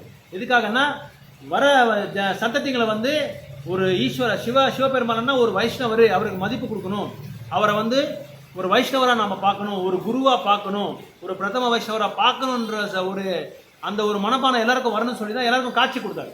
He has set an example for everyone, for coming generations. So அதனால சூத்திரரா வந்து இருக்கிறதுனால அவருக்கு தகுதி இல்லாமல் ஆயிடுச்சு. ஆனால் ஹஸ்தினாபுரத்தை வந்து காப்பாற்றினதே அவர் தான். எல்லா விபத்திலேருந்து பாண்டவர்கள் வந்து காப்பாற்றினாங்க அவர். அவங்க அடிக்கடி சீக்ரெட்டாக வந்து என்னென்ன இவங்கெல்லாம் பிளான் பண்ணுறாங்க இதெல்லாமே பார்க்குறாங்க. அப்போதுக்கப்புறம் தான் சத்யவதி தேவி என்ன பண்ணாங்க, இவங்கனால இந்த ஜெனரேஷன்னால இந்த ஹஸ்தினாபுரத்தை வந்து காப்பாற்ற முடியாது, அடுத்த ஜெனரேஷனில் வந்து கண்டிப்பாக காப்பாற்றுவாங்கன்ற ஒரு நம்பிக்கை அவங்களுக்கு வந்துருச்சு. அப்போ தான் இந்த 100 பேர் திருதராஷ்டிரர் வந்து காந்தாரியை வந்து திருமணம் பண்ணிக்கிறாரு. காந்தாரி அவர் எங்கேருந்து வர்றாருன்னா காந்தாரின்ற ஒரு இடம் இருக்குது, இப்போ ப்ரெசென்ட் ஆப்கானிஸ்தான். அது அங்கேருந்த காந்தாரி வந்துருக்குது. இந்த காந்தாரிக்கு ஒரு வரம் இருக்கும், சிவபெருமாள் ஒரு வரம் கொடுக்குறாரு, 100 குழந்தை நீங்கள் பெற்றுக்கிறேன்னு சொல்லி ஒரு வரம் இருக்கும். ஸோ காந்தாரிக்கு என்ன பண்ணுவாங்க, அவங்க அப்பா இவர் இந்த அலையன்ஸ் வருது யாருக்கு, திருதராஷ்டிரருக்கும் காந்தாரிக்கு அலையன்ஸ் வரும்போது இருக்கிறது எல்லாமே ஓப்பனாக சொல்கிறாங்க. ஆனால் காந்தாரிக்கு சொல்ல மாட்டாங்க, இவருக்கு கண்ணில்ன்றது சொல்ல மாட்டாங்க. அப்பாவுக்கு ஆசை, ஏன்னா ஹஸ்தினாபுரம்னா என்ன ஒரு பெரிய ஆஸ்தானம், பெரிய அரசாங்கம். அந்த ஆஸ்தாங்கத்துக்கு பரவாயில்ல, கண்ணில்னா கூட பரவாயில்ல, நம்ம ராஜ்யத்துக்கு ராணி ஆகிடுறேன் என் குழந்தை என் பொண்ணு அப்படின்னு சொல்லி ஒரு ஆசைனால திருமணம் பண்ணி கொடுத்துட்றாரு. அப்புறம் இங்கே காந்தாரிக்கு இந்த ஹஸ்தினாபுரத்துக்கு வந்த பிறகு தான் தெரியும் தன்னோட புருஷன் வந்து குருடான்னு சொல்லி அப்போ தான் தெரியுது.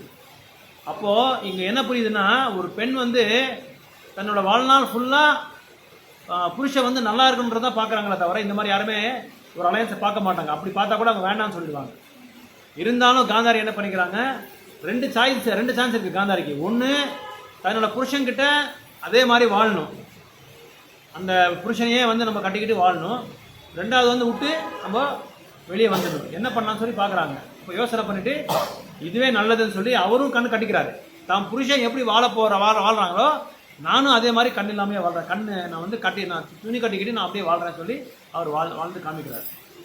ஸோ இப்படி ஒரு பெண்ணோட இது வந்து எப்படி இருக்குன்னு சொல்லி மகாபாரதத்தில் வந்து சொல்கிறாங்க. அந்த காலத்தில் வந்து புருஷனுக்காக தர்ம பத்திக்காக எது வேணாலும் பண்ணுறதுக்கு ரெடியாக இருப்பாங்க.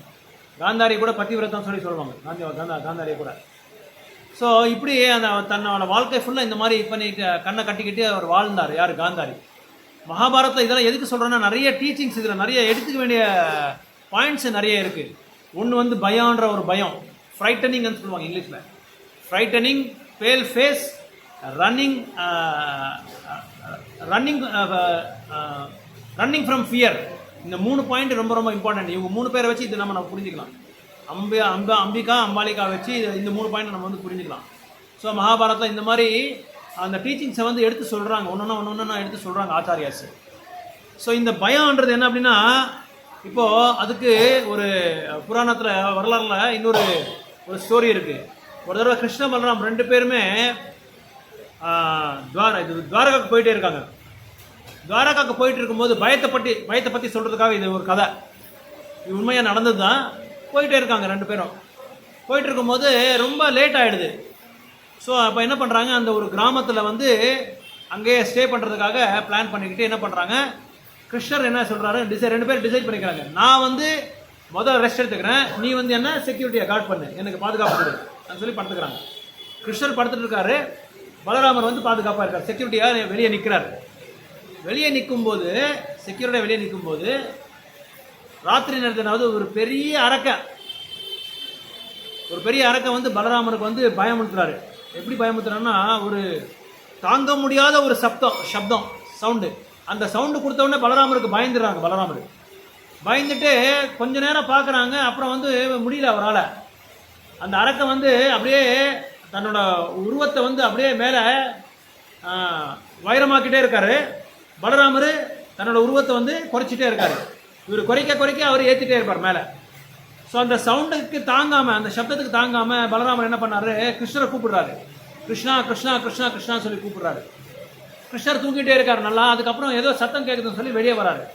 ஆனால் பலராமருக்கு தெரியாது கிருஷ்ணர் வந்திருக்கிறது தெரியாது. ஸோ கிருஷ்ணர் வெளியே வந்துட்டு இங்கே வந்து பார்த்தா அந்த பெரிய உருவத்தில் நிற்கிறார் இவர். யார்? அந்த அரக்கன். சரி, கிருஷ்ணா பார்த்துட்டு எதுவும் தெரியாமல், நீ யார், எதுக்காக இங்கே வந்திருக்கேன்னு சொல்லி கேட்குறாரு. நீ யார், நீ எதுக்காக வந்திருக்கேன்னு சொல்லி கேட்குறாரு. இந்த இவரை பார்த்துட்டு, அரக்கனை பார்த்துட்டு. அரக்கனோட உருவம் அப்படியே வளரிட்டே இருக்கு. கிருஷ்ணர் வந்து அவர் வளர இவர் குறைச்சிட்டே இருக்காரு. அப்புறம் ஒரு சிறு நேரத்துக்கு என்ன பண்ணுறாருன்னா, கிருஷ்ணா கேட்குறாரு, கேள்வி கேட்குறாரு, நீ யார், எதுக்காக நீ இங்கே வந்திருக்கேன்னு சொல்லி சத்தமாக கேட்குறாரு. அப்போ அரக்கனு, நான் யாருன்னு சொல்லி நீ என்ன கேட்குற, நீ நான் யாருன்னு தெரியாது உனக்கு சொல்லி கேட்குறாரு. தெரியாதுன்னு சொல்கிறாரு. அப்புறம் கிருஷ்ணரோட அந்த அந்த ஹைட்டு அவர் ஏற்றிட்டே போவார் மேலே, வளரிட்டே போகிறாரு. வளரிட்டே போக போக போக அவரோட ஹைட் குறைஞ்சிடுது. யாரோட ஹைட்டு? அவரோட ஹைட்டே குறைஞ்சிடுது. இதில் நம்ம என்ன தெரிஞ்சுக்க வேண்டியது என்னன்னா, யாராவது நம்மளுக்கு வந்து ஒரு அபாயகரமான ஒரு விபத்தை வந்து நம்ம உருவாக்கிட்டா நம்ம பயந்துடுவோம். பயந்துட்டு என்ன ஆகிடுவோம், அப்படியே குறைஞ்சிடுவோம். பயத்துக்கு நம்ம எதுவுமே பேசாமல் அப்படியே இதாகிடும். அந்த ஹைட்டு குறையிறது என்னன்னா பயம் ஜாஸ்தி ஆகிடும் சொல்லி அர்த்தம்.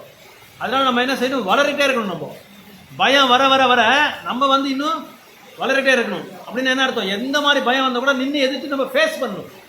அந்த facing the problem is very very important in this. So அப்புறம் கிருஷ்ணன் என்ன பண்ணுறாரு, அந்த வளர அந்த அரக்கனை வந்து தன்னோட தோத்தியோட இது இருக்கு பாருங்க, இந்த எண்டு, அந்த எண்டில் அப்படியே சுற்றி அப்படியே அந்த தோத்தியில் வந்து வச்சுக்கிறார். அவரை வச்சுக்கிட்டு வந்துடுறாரு. அப்புறம் பலராமர் தூங்கிட்டே இருக்காரு. காலையில் 2 பேரும் கிளம்பிட்டாரு துவாரகாக்கு. கிருஷ்ணர்கிட்ட சொல்கிறாரு, கிருஷ்ணா உனக்கு தெரியுமான்னு சொல்கிறாரு. என்னாச்சேன்னு சொன்னார். ஒன்றும் இல்லை, நேற்று நைட்டு நீங்கள் படுத்துட்டு இருக்கும்போது ஒரு பெரிய அணக்கம் வந்துட்டான், நான் பயந்துட்டு ஓடி வந்துட்டேன், உங்களை கூப்பிட்டேன், நீங்கள் வரவே இல்லைன்னு சொல்லி சொல்கிறாரு. அப்போ கிருஷ்ணர் என்ன செய்கிறாரு, இந்த என் வேட்டியில் இருக்கிற இவன் தானே அரக்கான்னு சொல்லி கேட்குறாரு. இவன் தான் எப்படி இங்கே வந்துட்டான் சொல்லி கேட்குறாரு கிருஷ்ணர். எப்பேற்பட்ட பிரச்சனை வந்தால் கூட எப்பவும் பயப்படக்கூடாது. அதை வந்து நம்ம சரியாக ஸ்ட்ராங்காக நின்று நம்ம ஃபேஸ் பண்ணணும். ஸோ நான் ஸ்ட்ராங்காக நின்று ஃபேஸ் பண்ணேன். அவன் வந்து என்னால் ஒன்றும் பண்ண முடியல, நான் இந்த வேஸ்ட்டில் அவனை கட்டி வச்சுட்டேன்னு சொல்லி சொல்கிறாரு. அப்படின்னா என்ன அர்த்தம்னா, எந்த மாதிரி ஒரு ப்ராப்ளம் இருந்தாலும் நம்ம ஃபேஸ் பண்ணணும். உடனே நம்ம வந்து டென்ஷன் ஆகிடக்கூடாது. டென்ஷன் ஆகிட்டு இது ஒன்றும் பண்ண முடியாது, என்னால் ஒன்றும் பண்ண முடியாது சொல்லி நம்ம டென்ஷன் ஆகிடக்கூடாது. இந்த ப்ராப்ளம் வந்து அந்த ப்ராப்ளம் எதுக்காக வந்தது, இதுக்கு யார் காரணம், இது எப்படி நம்ம வந்து சால்வ் பண்ண முடியும், யாரை வச்சு நம்ம சால்வ் பண்ணலாம், எங்கே வந்து நம்ம சால்வ் பண்ணலான்றது வந்து நம்ம யோசனை பண்ணணும். ஸோ யோசனை பண்ணுறதுக்கு நம்ம என்ன செய்யணும், அப்போ பிரார்த்தனை ஸ்டார்ட் பண்ணணும். பகவானை நாமத்தை பிரார்த்தனை பண்ண என்னாகும், அவர் நம்மளுக்கு அந்த அறிவை கொடுப்பாரு, அந்த இன்டெலிஜென்ஸை நம்மளுக்கு கொடுப்பாரு. அந்த இன்டெலிஜென்ஸை வச்சு நம்ம என்ன செய்யணும், சில விஷயங்களை வந்து நம்ம பண்ண முடியாது. சில விஷயங்கள் பண்ண முடியாத ஒரு சூழ்நிலை நம்ம என்ன செய்யணும், நம்ம டென்ஷன் ஆகி இருக்கிற ஆரோக்கியத்தையும் இருக்கிற வந்து நாலேஜையும் நம்ம என்ன செய்யறோம், எல்லாமே விட்டுறோம். அப்போ என்ன ஆயிடுது, நெக்ஸ்ட் ஃபியூச்சர் என்ன பண்ண முடியுமான்றதே வந்து கூட நம்மளுக்கு தெரியாது. அதுக்கு சில இது பாயிண்ட்ஸ் கொடுக்குறாங்க.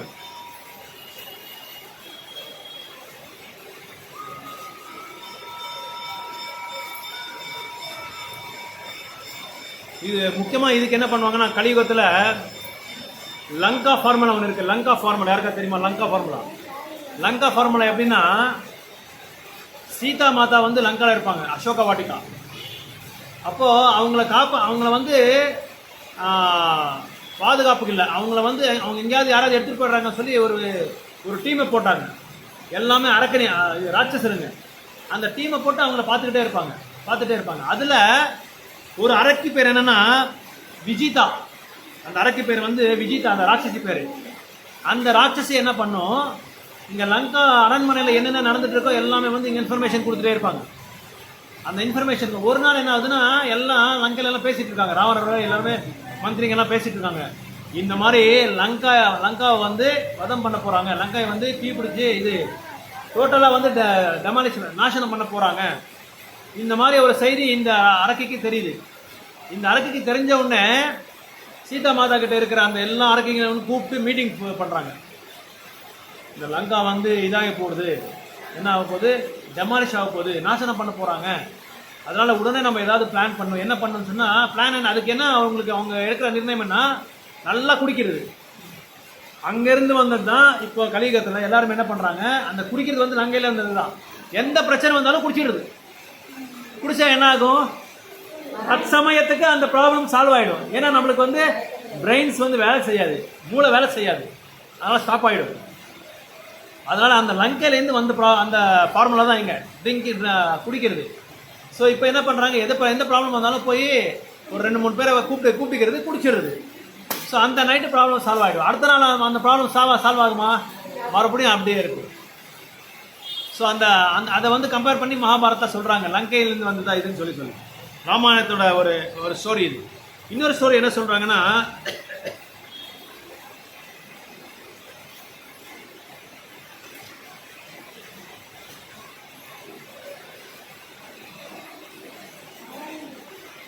ஸோ இங்கே அந்த விதுரரோட அம்மா இருக்காங்களே, அந்த அம்மா மாதிரி நம்ம என்ன செய்யணும், அந்த நல்ல குணங்களை நம்ம வந்து நல்ல நாலேஜை வந்து நம்ம யோசனை பண்ணி சரியான முடிவை நம்ம எடுக்கணும். அதாவது வெளிப்படையாக யாரையும் பார்க்கக்கூடாது. ஒரு நபர் இருக்காருன்னா அவர் வந்து நல்லா இவன் அசிங்கமாக இருக்கான், பார்க்குறதுக்கு நல்லாவே இல்லை, கலரே இல்லை, வெள்ளையாக இல்லை, இவன் முடி சரியில்லை, இவன் அது சரியில்லை, இவன் குணங்கள் சரியில்லை, இவன் நல்லா ட்ரெஸ் பண்ணல, ஹரே கிருஷ்ணா, இந்த மாதிரி அவன் உருவத்தை பார்த்து நம்ம வந்து என்றைக்குமே வந்து எடை போடக்கூடாது. we should not underestimate a person by seeing his external appearance. அதாவது வெளிப்படையாக இருக்கிற இதை பார்த்துட்டு நம்ம இன்னுமே எடை போடக்கூடாது யாரையும். ஏன்னா முக்கியமாக வைஷ்ணவர்கள் பக்தர்கள் தான் எப்படின்னா பார்க்கறதுக்கு வந்து கொஞ்சம் இதாக தான் இருப்பாங்க, அழகாக இருக்க மாட்டாங்க. நிறைய பேர் அதை பார்த்துட்டு என்ன நினைப்பாங்க, இவனுக்கு எதுவுமே தெரியாது, இவனெல்லாம் நான் உட்கார மாட்டேன் முன்னாடியே, இவன்கிட்ட நான் பேச மாட்டேன். ஏன்னா வெளிப்படையாக நாம் பார்க்கறதுனால ப்ராப்ளம் என்னென்னா, நம்ம வந்து அந்த இன்டர்னலாக நம்ம எதுவும் பார்க்கறது இல்லை. அந்தரங்கமாக என்ன இருக்குது, இவன்கிட்ட குணம் என்ன இருக்குது, அந்தரங்கமாக இவன்கிட்ட என்ன குவாலிட்டி இருக்குது என்றது நம்ம பார்க்கறது இல்லை. இவனால் என்ன பண்ண முடியுன்றது நம்ம பார்க்கறது இல்லை. ஆனால் அம்பாலிகா என்ன பண்ணாங்க, வெளிப்படையாக பார்த்தாங்க வியாசதேவரை. ஆனால் விதுரரோட தாய் அந்த சூத்ரரோட என்ன பண்ணாங்க, தன்னோட குணங்கள் என்ன இருக்குன்னு பார்த்தாங்க. வியாசர்கிட்ட என்ன குணங்கள் இருக்குது, அவரோட திவ்யமான குணங்கள் என்ன இருக்குது, அவர் என்ன பண்ண போகிறாரு, அவர்கிட்ட அவரால் என்ன பண்ண முடியும், அவர் எப்படிலாம் லோக கல்யாணத்தை மக்களுக்கு வந்து என்ன நல்லது பண்ண போகிறாரு, நன்மைகள் என்ன பண்ண போகிறாரு, இதெல்லாம் பார்த்தார் அவர். அது பார்த்ததுனால தான் விதுரர் மாதிரி ஒரு பெரிய சந்தர் அவருக்கு பிறந்தார். ஸோ நம்ம கூட என்ன செய்யணும், ஒரு ப்ராப்ளம்ன்றது வரும்போது, ஒரு பிரச்சனை வரும்போது வெளிப்படையாக நம்ம பார்க்கக்கூடாது, அந்தரங்கமாக நம்ம பார்த்து விதுரர் தாய் மாதிரி எல்லாமே அந்த குணங்கள் என்ன இருக்குது அது வந்து நம்ம பார்த்து தெரிஞ்சுக்கணும்னு சொல்லி சொல்கிறாங்க மகாபாரதத்தில்.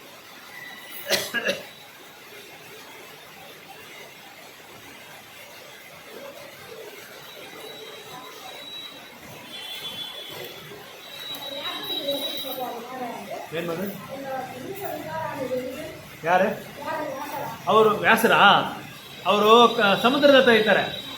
ಸಮುದ್ರದ ಹತ್ರ ಋಷಿಮುನಿಗಳು ಅವರೆಲ್ಲ ಏನು ಮಾಡ್ತಾರೆ ಅಂದರೆ ಬೆಳಗ್ಗೆನೇ ಹೊರಟೋಗ್ಬಿಡ್ತಾರೆ. 3 ಗಂಟೆಗೆ 4 ಗಂಟೆಗೆ ಸಮುದ್ರ ಹತ್ರ ಹೋಗ್ಬಿಟ್ಟು ಅಲ್ಲಿ ಸ್ನಾನ ಮಾಡಿಬಿಟ್ಟು ಅವರದು ಬೆಳಗ್ಗೆ ಮಾಡೋ ಒಂದು ಇದೆಲ್ಲ ಇರುತ್ತೆ, ಸೇವೆಗಳೆಲ್ಲ ಇರುತ್ತೆ, ಅದೆಲ್ಲ ಮಾಡಿಕೊಂಡು ಧ್ಯಾನ ಮಾಡ್ತಾ ಇರ್ತಾರೆ. ಅವರು ವ್ಯಾಸ ಮಹರ್ಷಿ ಮುನಿ ಅಲ್ವಾ ಅವರು ಅಲ್ಲಿ ಮಾಡ್ತಾ ಇರುವಾಗ ಏನಾಗುತ್ತೆ, ಅಮ್ಮ ಕರೆದು ಬಿಡ್ತಾರೆ. ಅಮ್ಮ ಕರೆದ್ಬಿಟ್ಟಿಲ್ಲ, ನಾನು ಡ್ರೆಸ್ ಹಾಕೊಂಬರ್ತೀನಿ, ನಾನು ಅದು ಹಾಕೊಂಬರ್ತೀನಿ ಅಂತ ಹೇಳೋಕ್ಕಾಗಲ್ಲ. ತಕ್ಷಣ ಹೋಗ್ಬಿಡ್ತಾರೆ. ತಕ್ಷಣ ಹೋಗಿದ್ದಕ್ಕೆ ಆ ರೂಪದಲ್ಲೇ ಹೊರಟೋಗ್ಬಿಡ್ತಾರೆ. ಇನ್ನೊಂದು ಇದೆಲ್ಲ ಅರೇಂಜ್ಮೆಂಟು, ಭಗವಂತನ ಅರೇಂಜ್ಮೆಂಟು. ಏನಮ್ಮ ಅದರಲ್ಲಿ கருப்பாக தான் இருப்பார். அவர் கருப்பாக தான் இருப்பார். இன்னொன்று அந்த டைமில் நெய்யெல்லாம் ஊற்றிக்கிட்டு இருப்பார், மேலே நெய் ஊற்றிக்கிட்டு இருப்பார். முடியெல்லாம் அந்த பக்கம் இந்த பக்கம் போயிட்டுருக்கும். பார்க்குறதுக்கு ரொம்ப அசிங்கமாக இருப்பார். ஸ்மெல் நிறைய வந்துட்டு இருக்கும். இதை பார்த்து தான் அம்பாலிகா வந்து அவங்கள வந்து விரும்பாமல் அவங்க வந்து வெளிப்படையாக பார்த்தாங்க. ஆனால் விதுரரார் என்ன பண்ணாங்க, விதுரோட அம்மா அவங்க வந்து இவங்க இலக்கிய அவதாரமாக சொல்லி அவங்க புரிஞ்சுக்கிட்டாங்க, பார்த்த உடனே புரிஞ்சுக்கிட்டாங்க. எப்படி துருவ மகாராஜுக்கு வந்து எந்த வேதங்களும் தெரியாது, எந்த ராமாயணம் தெரியாது. ஆனால் பகவான் மேலே தியானம் பண்ணி என்ன பண்ணுவாங்கன்னா, எப்போ அந்த சத்துருமுகா விஷ்ணு வந்து நாராயணர் வந்து சங்க் எடுத்து அவங்க தலைமையில் வச்ச உடனே எல்லா வேதங்களும் அவங்க வாயால் வந்துடுது. அந்த வேதங்களை வச்சு புகழ்ந்து பாடுவார் துருவ மகாராஜ். ஏன்னா பகவானோட தொடர்பில் நம்ம வந்தாலே நம்மளுக்கு எதுவும் கல்வி இல்லைன்னு கூட பகவான் நமக்கு அந்த கல்வியை கொடுத்துருவாங்க. 10வது அத்தியாயம் 10வது ஸ்லோகம் படித்தாலே தெரியும் பகவத்கீதையில். தேசம் சதத யுக்தானாம் பஜதாம் பிரீத்தி பூர்வகம் ததாமி புத்தி யோகந்தம் ஏனமா முக்கியம். உங்களுக்கு எந்த தகுதி இல்லைன்னா கூட பரவாயில்ல, என்னோட நாமத்தை வந்து நீங்கள் தொடர்ந்து ஜபம் பண்ணிட்டு இருக்கும்போது, என்னை வந்து ஆராதனை பண்ணும்போது, என்னோட பக்தரை கூட நீங்கள் சத்சங்கத்தம் பண்ணும்போது உங்களுக்கு என்னை புரிஞ்சுக்கிற அறிவை நான் கொடுத்துட்றேன்னு சொல்லி சொல்கிறாரு. ததாமி புத்தி யோகந்தம், அந்த யோகத்தை நான் கொடுத்துட்றேன், அந்த புத்தியும் நான் உங்களுக்கு கொடுத்துட்றேன்னு சொல்லி சொல்கிறாங்க.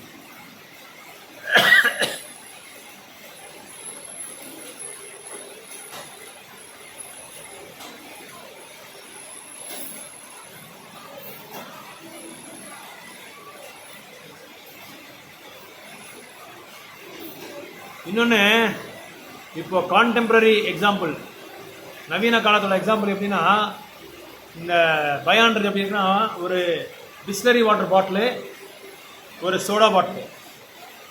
ஸோ சோடா பாட்டில் நம்ம எடுத்தால் என்ன ஆகும், எடுத்து கொஞ்சம் ஷேக் பண்ணால் என்ன ஆகும், எல்லாமே வெளியே வந்துடும். இப்போ யாராவது நம்ம எதிராளி ஒருத்தர் வருவாங்க, அவர் வந்த உடனே நம்ம என்ன செய்கிறோம், பார்த்த உடனே நம்ம என்ன செய்கிறோம், ஏதோ ஒரு தவறு நம்ம செஞ்சுருப்போம், உடனே எல்லாமே கொட்டிடுவோம், எல்லாமே பேசிடுவோம். அந்த மாதிரி அதாவது அதுக்கு சோடா பாட்டில் கம்பேர் பண்ணுறாங்க.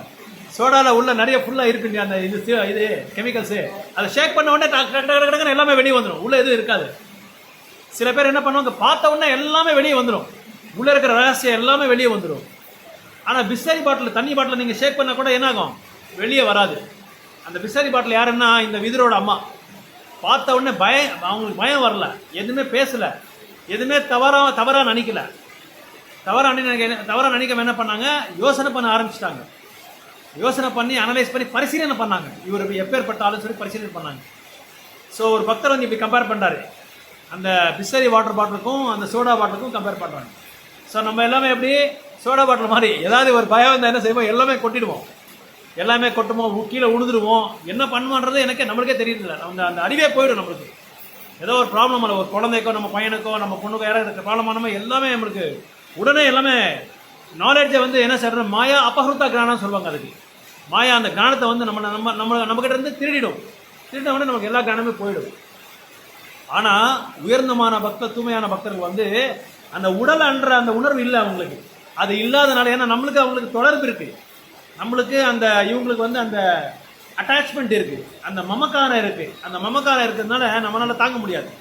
ஏதாவது ஒரு ஆச்சுன்னா நம்மளால உடனே நம்ம என்ன செய்யறோம், கீழே விழுந்த உடனே உடனே நம்ம செய்கிற வேலையை விட்டுட்டு அப்படியே நம்ம ஓடிடுவோம் தூக்குறதுக்காக குழந்தைய. ஆனால் இந்த சாதுக்களுக்கு, பெரிய பெரிய மகா பாகவதற்கு, இவங்களுக்கு எல்லாமே அந்த இது இருக்காது, அந்த அட்டாச்மெண்ட் இருக்காது. ஏன்னா அவங்க அட்டாச்மெண்ட் எல்லாமே totally depend on Krishna's Mercy, பகவானோட மெர்சி மேலே ஆதாரப்பட்டதுனால அவங்களுக்கு எந்த விதமான ஒரு தொடர்பு இருக்காது.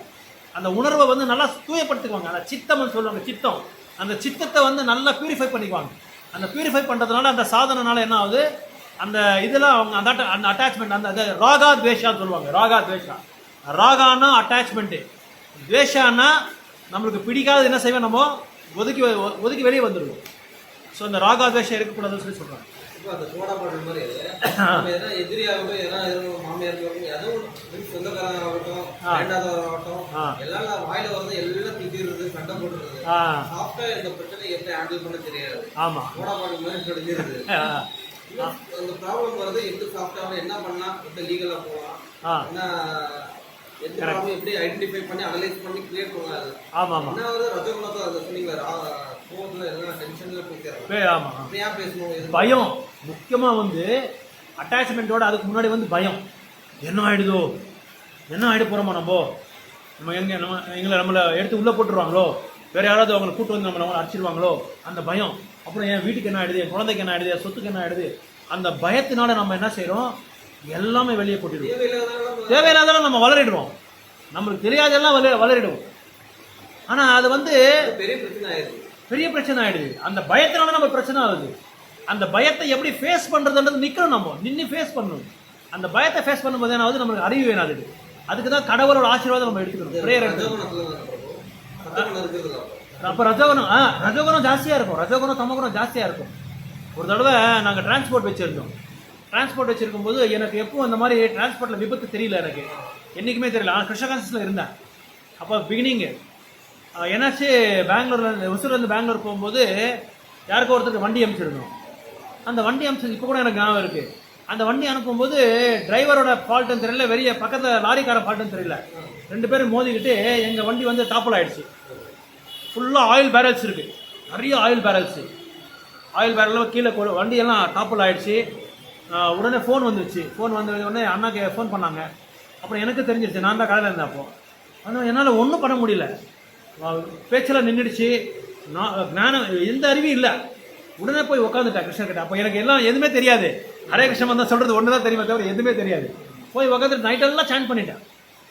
அப்புறம் அத்துப்பள்ளி கிட்ட தான் ஆனது. அப்புறம் எனக்கு ஒன்றுமே தோணலை. அதுக்கப்புறம் அண்ணா என்ன பண்ணார், ஃபோன் பண்ணிவிட்டு அத்துப்பள்ளியில் ஒருத்தர் எங்களுக்கு தெரிஞ்சவர் இருந்தாங்க, அவரும் டிரான்ஸ்போர்ட் வச்சுருந்தார், எங்கள் சொந்தக்காரங்கண்ணா. அவங்கள கூட்டிகிட்டு போய் போலீஸ் ஸ்டேஷனுக்கு போய், அப்புறம் போலீஸ் ஸ்டேஷனில் அவங்ககிட்ட பேசும்போது இப்போ அங்கே போனால் அப்போ அதிகாரி இல்லை, நாளைக்கு வாங்க சொன்னாங்க. 3 நாள் நான் வண்டி இதில் ஏறிச்சு, ஸ்டேஷனில் ஏறிச்சு. அதுக்கப்புறம் 4 நாள் எடுத்து போட்டுறாங்க, கொடுக்க மாட்டாங்க.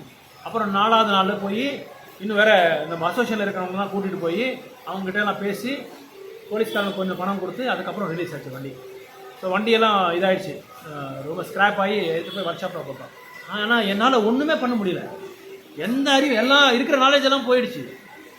உடனே அந்த மாதிரி தெரிஞ்சது எனக்கு ஒன்று தான், போய் கிருஷ்ணன் மட்டும் ஃபோட்டோ ஆல்ரெடி முன்னாடி உட்காந்து ஜெபமாலை எடுத்துட்டேன். இல்லை அதுக்குள்ளே அவர் போயிட்டார், அண்ணா போய் ப்ராப்ளம் சால்வ் பண்ணுறதுக்கு போயிட்டார். எனக்கு வந்து எனக்கு என்னமே தெரியல, நான் இது உட்காந்துட்டேன். அவர் போனது எனக்கு தெரியும், நான் அவருக்கு சொல்லிட்டேன். எனக்கு தான் ஃபோன் வந்தது, சொல்லிட்டேன் நான் அவருக்கு. அங்கே 2 பேர் இருக்கும்போது வந்து அவர் சொல்லிட்டு அவர் போய் ப்ராப்ளம் சால்வ் பண்ணார். ப்ராப்ளம் சால்வ் போனார், ஆனால் சால்வ் ஆகலை. அந்த சால்வ் ஆனால் என்ன ஆகுது, நம்மளுக்கு சால்வ் ஆகாமல் இருந்தால் இன்னும் பயம் ஜாஸ்தி ஆகிடும். இன்னும் எத்தனை நாள் ஆகுதோ, இது இன்னும் என்ன ஆகும், எவ்வளோ பணம் கட்ட வேண்டியதாக இருக்கும், டேக்ஸ் எவ்வளோ கட்ட வேண்டியதாக இருக்கும், போலீஸ் ஸ்டேஷன் எவ்வளோ பணம் கொடுக்க வேண்டியது, இன்னும் பயம் ஜாஸ்தி ஆகிடுச்சு. ஆனால் ஏதோ ஒன்று ஆகும் இல்லையா, ஏதோ ஒன்று ஆக போகுது. அதுக்கு நம்ம எதுக்கு பயந்துடணும்? ஏதோ ஒன்று ஆக போகுது. ஒன்று ஸ்டேஷனில் வண்டி இருக்கும், அதை ரிலீஸ் பண்ணுறதுக்கு என்ன வேணுமோ, ஏன்னா எல்லாத்துக்குமே ஒரு இது இருக்கும், ஒரு சொல்யூஷன் இருக்கும். சொல்யூஷன் இல்லாமல் இருக்காது. ஸோ அதனால் இந்த 20வது குதிரையை நம்ம இது பண்ணிக்கணும். 20வது குதிரை நம்ம சீக்கிரம் பண்ணணும். அந்த 20வது குதிரை இல்லாமல் 19 குதிரையை நம்ம வச்சுக்கிட்டா குழப்பம் வந்துடும். குழப்பத்துக்கு என்ன ஆகும், நம்ம வந்து அட்மிட் ஆக வேண்டியதாக இருக்கும். ஏன்னா ப்ரெஷர் ஜாஸ்தி ஆகிடும். ப்ரெஷர் ஜாஸ்தி ஆக ஹாஸ்பிட்டல் அட்மிட் பண்ண வேண்டியது. கடவுளை மறந்துடுறோம் அந்த ப்ரெஷரை. ஏன்னா அவர் இல்லாமல் நம்ம சால்வ் பண்ணுறதுக்கு முயற்சி பண்ணுறோம். 20வது குதிரையை அழைச்சிட்டு வராமல் நம்மளே சால்வ் பண்ணுறதுக்கு நம்ம முயற்சி பண்ணுறோம். ஏன்னா அந்த 19 குதிரை வச்சு நம்ம சால்வ் பண்ண முடியாது. அவர் இருந்து அந்த 20வது குதிரை வந்தாலும் சால்வ் ஆகும் ப்ராப்ளம். இந்த மாதிரி அந்த பயம்ன்றது வந்து பௌதிகமானது. அந்த பயத்தினால தான் நம்ம வந்து பிறவி எடுத்துகிட்டே இருக்கிறோம். என்ன ஆயிடுது. இது வந்து ஒரு பெரிய என்ன சொல்கிறது, டீப் ரூட்டட் அட்டாச்மெண்ட். ரொம்ப டீப் ரூட்டட். ஒரு வேரை வந்து நம்ம வந்து எடுக்கணும்னு ரொம்ப கஷ்டம். மரத்தை நம்ம வெட்டுறோம், மேலே இருக்கிற மரத்தை. ஆனால் அந்த வேர் இருக்குது பாருங்கள், அது வந்து அப்ரூட் பண்ணுறது ரொம்ப கஷ்டம். அப்ரூட் பண்ணுறது அது நல்லா தோண்டிட்டு நீட்டாக ஒரு வேர் இல்லாமல் நம்ம எடுக்கணும். இல்லை ஒரு வேர் இருந்தால் கூட மறுபடியும் மரம் வளர்ந்துடும். அப்படின்னா என்ன அர்த்தம்னா, நம்ம இதயத்தில் டீப் ரூட்டட் அட்டாச்மெண்ட் நிறைய இருக்குது. பயம், கோவம், அது பயம். கோவம் எதுக்கு வருதுன்னா காமத்தினால தான் கோவம் வருது. ஆமாம், அந்த காமத்தினால கோவம் ஸ்டார்ட் ஆகிடும். காமயேஷ குரோதேஷ ரஜோகன சமுத்பவா பகவத்கீதையில் சொல்லியிருக்காங்க 3வது அத்தியாயத்தில். அந்த காமம் இருக்கிறதுனால குரோதம் வந்துடும். ஏன்னா காமத்தினால நம்ம அடைய முடியல, அதை வந்து நான் நிறைவேற்ற முடியல, நம்ம ஆசையை. அந்த ஆசை நிறைவேற்ற முடியாதனால கோவம் வந்துடும். ஸோ அந்த கோவம் வந்தோடனே என்ன செய்கிறோம், எதை வேணாலும் செய்கிறதுக்கு வந்து ரெடி ஆகிடும். அப்போ இருக்கிற இதெல்லாமே அந்த ப்ராப்ளம் சால்வ் பண்ணாமல் நம்ம என்ன சும்மா உட்கார வேண்டியதாக இருக்குது. எதுவுமே ப்ராப்ளம் சால்வ் ஆகாது. இந்த மாதிரி ஆகிடும். இப்போது இன்றைக்கி ஒரு சம்பவம் நடந்தது. மத்தியானம் எங்களுக்கு தெரிஞ்சவங்க ஒருத்தர் அவங்க வீட்டில் பொண்ணை விட்டு வேலைக்கு போயிருக்காங்க. 4-5 வீட்டில் வேலை செய்கிறாங்க. வேலை செய்கிறதுக்கு போயிருக்காங்க. வேலை செய்கிறதுக்கு போகும்போது சடனாக ஃபோன் பண்ணுறாங்க பொண்ணு. ஃபோன் பண்ண உடனே அந்த அம்மா வந்து பயந்துட்டாங்க. அந்த அம்மா சொல்கிறாங்க வெளிப்படையாக, எனக்கு ரொம்ப டென்ஷன் ஆகுது, என்ன பண்ணுறாரு, என்ன இருக்குன்னு அந்த வீட்டில் எவனோ ஒருத்தன் வந்திருக்கான். ஒருத்தன் வந்திருக்கான். வந்து அவங்க அம்மா பேர் சொல்லியிருக்கான், அவங்க அப்பா பேர் சொல்லியிருக்கான். சொல்லிவிட்டு நான் உன்னை ஆசீர்வாதம் பண்ணுறேன்னு சொல்லிவிட்டு அந்த பொண்ணு மேலே தலை மேலே இது வச்சு கால் மேலே இது எண்ணெய் தடவிட்டு கால் மேலே தடவிட்டு வயிறுக்கிட்டு தடவை போயிருக்கான். இவன் தெரியாமல் கதவை ஓப்பன் பண்ணிட்டான். இந்த பொண்ணு ஏதோ என்னாச்சுன்னு தெரியல, இது நடக்க வேண்டியதாக இருக்கும், அது நடந்துருச்சு. ஓப்பன் பண்ண எப்பவும் இவங்க அம்மா சொல்லிட்டு போயிருக்காங்க, என்றைக்குமே வந்து கதவை திறக்காத யாருக்குமே. இவங்க என்ன பண்ணியிருக்கணும், கதவை திறக்கிறதுக்கு முன்னாடி நீ யாருன்னு கேட்டிருக்கணும். இந்த ஆள் என்ன பண்ணியிருக்கான், அம்மா பேர் அப்பா பேரெல்லாம் கரெக்டாக சொல்லியிருக்கான். உங்கள் அம்மா தான் சொல்லி அனுப்புகிறாங்கன்னு சொல்லியிருக்கான். யாராவது ஒரு அம்மா ஒரு பெண்ணுக்கு வீட்டில் இருக்க ஒருத்தராக இருக்கும்போது சொல்லி அனுப்புகிறாரா, இந்த மாதிரி பண்ணுன்னு சொல்லி சொல்லுவாங்களா? ஃபோன் பண்ணுறதுக்கு இன்கமிங் மட்டும் இருக்குது, அவுட் கோயிங் இல்லை. ஏழப்பட்டவங்க கொஞ்சம் வாங்குறாங்க, ஆனால் கொஞ்சம் லேட் ஆகிடுச்சு. சரி, அப்புறம் என்ன இந்த எப்போ இந்த ரியலைஸ் ஆகிருக்குன்னா அந்த பெண்ணுக்கு, அந்த பொண்ணுக்கு வயிற்று மேலே கை வைக்கும் போது தான் ரிலைஸ் ஆகிருக்கு. அப்புறமா போட்டு தள்ளியிருக்காங்க. போட்டு தள்ளின உடனே இவங்க கத்துறாங்கன்னு சொல்லி எல்லோரும் வந்துடுறாங்கன்னு சொல்லி ஓடி போயிட்டாங்க. அதுக்கப்புறம் ஆப்போசிட் வீட்டில் போய் ஃபோன் பண்ணி அவங்க அம்மாவுக்கு ஃபோன் பண்ணும்போது அவங்க அம்மாவுக்கு அப்புறம் தான் தெரியுது. அவங்க அம்மா எதுவுமே கேட்கல, சரியா என்னென்ன நடந்திருக்குன்னு சொல்லி கேட்கல. நீ அப்படிப்பட்டவ, நீ இப்படிப்பட்டவ, உன்னை என்ன பண்ணுற பாரு, எனக்கு டென்ஷன் ஆகிடுது, அது இதுன்னு சொல்லி கண்ணா பின்னான்னு நான் கெட்ட வார்த்தைலாம் பேசிடுறேன்னு சொல்லி பொண்ணை வந்து கண்ணா பின்னான்னு திட்டாரு ஃபோனில். அப்புறமா அந்த எதுக்கு வீட்டில் போயிருக்காங்க. அந்த அம்மா சொன்னாங்க, நீ வீட்டுக்கு வாமா, பக்கத்தில் தான் வீடு இருக்குது, முதல்ல நீ வீட்டுக்கு வாமா, அப்புறமா பேசலாம்னு சொல்லி வீட்டுக்கு போயிருக்காங்க. ஸோ வீட்டுக்கு போய் கேட்ட பிறகு இந்த மாதிரி நடந்திருக்குமா, எனக்கு தெரியாமல் நான் சொல்லிட்டேன், ஆனால் அந்த பொண்ணு செஞ்சது தப்பு தான். கேட்காம அப்பா பேர் சொல்லிட்டு அம்மா பேர் தாத்தா பேர் கூட சொல்லிட்டு என்ன இப்போ ஒரு பொண்ணு தனியாக இருக்கும்போது எதுக்கு இதெல்லாம் அலோவ் பண்ணணும், முதல்ல கதவே திறக்கூடாது, திறக்காமல் இருந்தது. அந்த பயத்தினால இந்த பொண்ணோட அம்மா கண்ணா பின்னான்னு பேசிட்டாங்க, கண்ணா பின்னான்னு திட்டாங்க. ஏதோ அந்த பொண்ணு பயத்தினால சும்மா ஆயிடுச்சு. வேற பொண்ணாக இருந்தால் என்ன இருக்கும், தப்பு என்னது இல்லை, ஏதோ தப்பு பண்ணிட்டேன், அதுக்கு இப்போ நீ இப்படி திட்டினா சில பேர் என்ன பண்ணிக்குவாங்க, ஏதோ வேற மாதிரி ஓடி போயிடுவாங்க, வீடை விட்டு ஓடி போயிடுவாங்க. ரொம்ப சென்சிட்டிவாக இருக்கிற பொண்ணுங்களை என்ன பண்ணுவாங்க, எங்கள் அம்மாவே திட்டாங்க இப்படி, எதுவுமே வந்து கேட்காம, எதுவுமே வந்து என்கொயரி பண்ணாமல், கவுன்சிலிங் பண்ணாமல், அதுக்கு கவுன்சிலிங் பேர், கவுன்சிலிங் பண்ணாமல் இந்த மாதிரி என்னை திட்டாங்க, இது பண்ணியிருக்கக்கூடாது எங்கள் அம்மா சொல்லி வீடை விட்டுவிட்டா ஓடி போயிடுவாங்க, பண்ணிக்குவாங்க. காரணம் என்ன, இந்த அம்மாவுக்கு அந்த பயம் என்ன ஆயிடுச்சுன்னு தெரியும். ஸோ இந்த பயத்தினால எதை வேணாலும் ஆகிறதுக்கு சான்சஸ் இருக்குன்னு சொல்லி மகாபாரதத்தை சொல்கிறாங்க. அதனால் அம்பிகா அம்பாலிகா மாதிரி நீங்கள் பயப்படக்கூடாது. எந்த பிரச்சனை வந்தாலும் அதை நம்ம ஃபேஸ் பண்ணணும். அந்த ஃபேஸ் பண்ணுறது வந்து ஆன்மீகமான சக்தி வேணும் நம்மளுக்கு. அதனால தான் பலராமர நித்யானந்தா அடிக்கடி நம்ம வந்து பிரார்த்தனை பண்ணணும். இன்னொன்று, நாமத்தை வந்து நம்ம இன்க்ரீஸ் பண்ணிகிட்டே இருக்கணும். எப்பவும் நாமத்தை இன்க்ரீஸ் பண்ணிகிட்டே இருக்கணும். எதுக்குமே பயப்படக்கூடாது. ஏன்னா ஏதோ ஒன்று ஆக போகுது.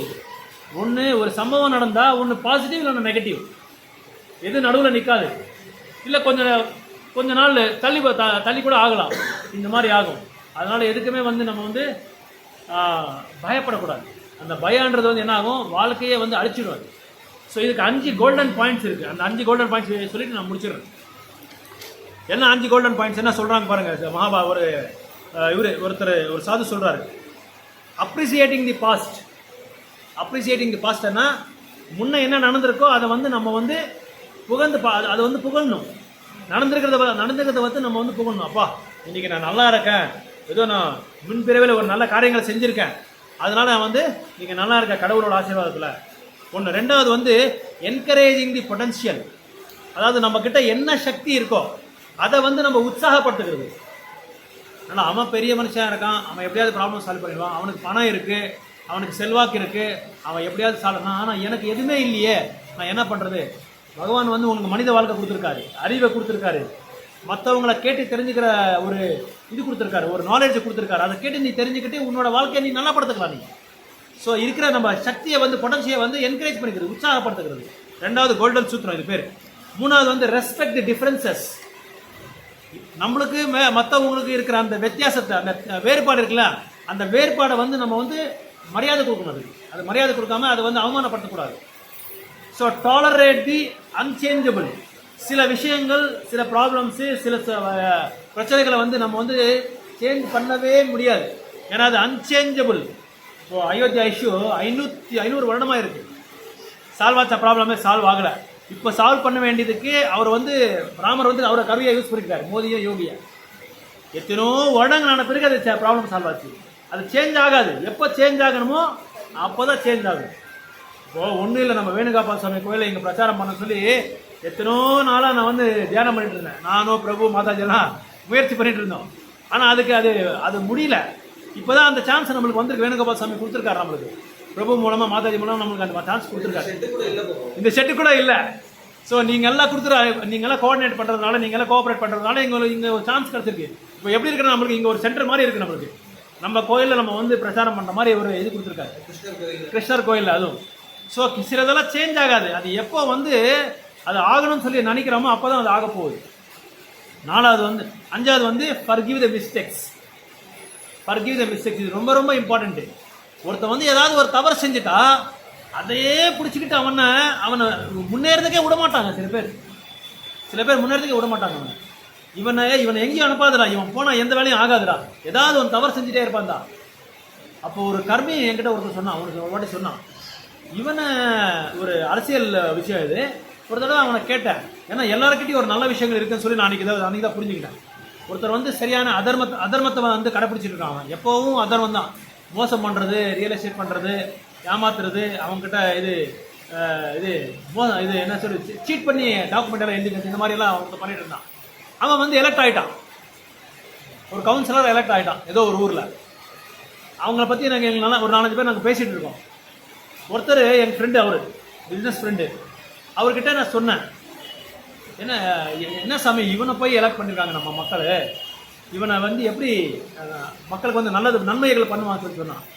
அவர் என்னை கேட்டார், ஹரே கிருஷ்ணா பிரபு, ஒன்றும் இல்லை, நான் சொல்கிறேன் தப்பாக நினைக்காதீங்க, ஒரு கெட்டவன் நல்லவன் ஆகக்கூடாதா, ஒரு கெட்டவன் வந்து நல்லவன் ஆகக்கூடாதான்னு சொன்னார்.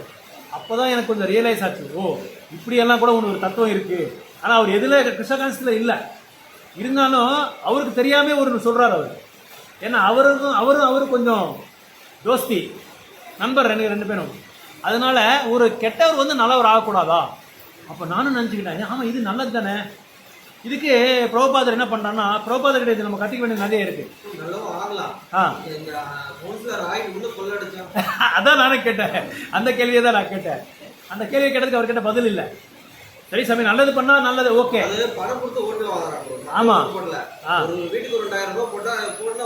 உங்களுக்கு தெரியுமா தெரியாத, அந்த லாஸ்ட் பார்லிமெண்ட் எலெக்ஷன்ல ஒருத்தன் ஜெயில இருக்கான், ஒரு சிங்கு சர்தார்ஜி, அவனை வந்து வின் பண்ணி வச்சிருக்காங்க பணம் கொடுத்துட்டு. அப்படியேப்பட்ட மக்கள்லாம் இருக்காங்க நம்ம இதில். பணம் தான். ஆமாம், பிரபுபாதர் ஒரு தடவை ஒரு ஃபாரின் கண்ட்ரியில் ஒரு கோயில் இருக்குது. அந்த கோயிலுக்கு ஒரு பிச்சைக்காரன், ஒரு குடிகாரன் வந்துட்டு இருந்தான். எப்பவும் அந்த குடிகாரன் வரும்போது என்ன பண்ணுறான்னா, அவனோட இது பங்களா எங்கன்னா சாக்கடையில், அங்கே தான் அவன் குடிச்சிட்டு அங்கே தான் படுப்பான். எப்பவும் அவன் குடிக்கிறதே இல்லை, அவன் வாழ்க்கையில் குடிச்சதே கிடையாது. அவன் என்ன செய்கிறான் எப்பவும். ஆனால் இந்த கோயில் பார்த்தா அவனுக்கு ஒரு பிரியம், கோயிலுக்கு வந்துட்டே இருப்பான் எப்பவும். அது வந்த உடனே பக்தர்கள் என்ன பண்ணுவாங்க, ரொம்ப அசிங்கமாக வாடை அடிக்குது, நாற்று நான் உங்ககிட்ட வந்தால் நாடுது, கோயிலெல்லாம் அசுத்தமாக இருக்கிற சொல்லி அவனை எப்பவும் துரத்துட்டே இருப்பாங்க. இவன் என்ன செய்கிறான், வெளியே நின்றுட்டு இப்போ ஏதோ சாமியை கும்பிட்டு ஏதோ போயிடுவான், சும்மா நின்றுட்டே இருக்கான், பார்க்குறது உள்ளால கும்பிடுறது இல்லை. ஏதோ அவனுக்கு ஒரு அட்டாச்மெண்ட் இருக்குது பகவானுக்கு, அவருக்கு சரி ஒரு சுக்கிருத்தி ஏதோ இருக்குது.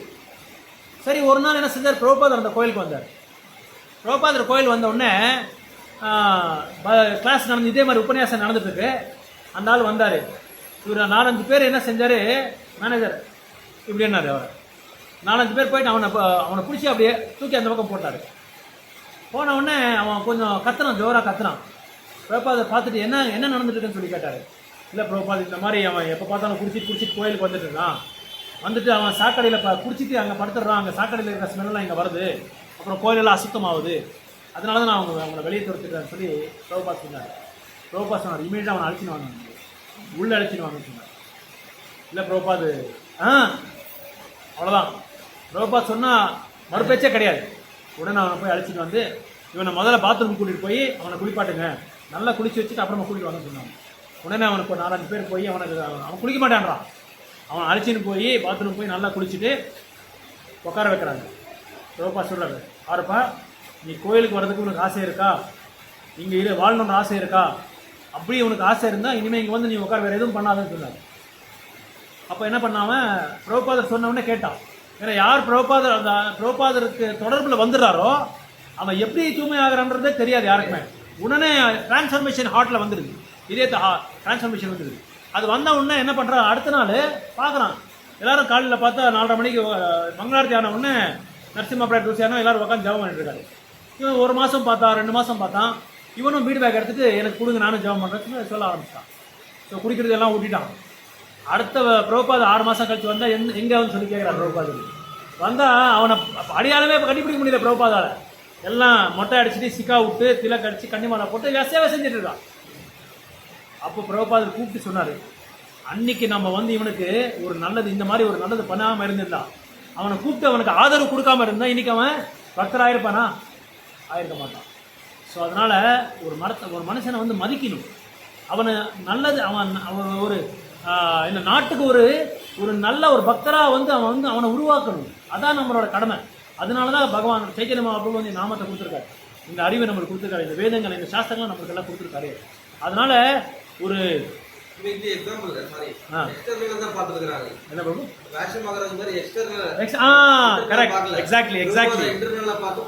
கரெக்ட்.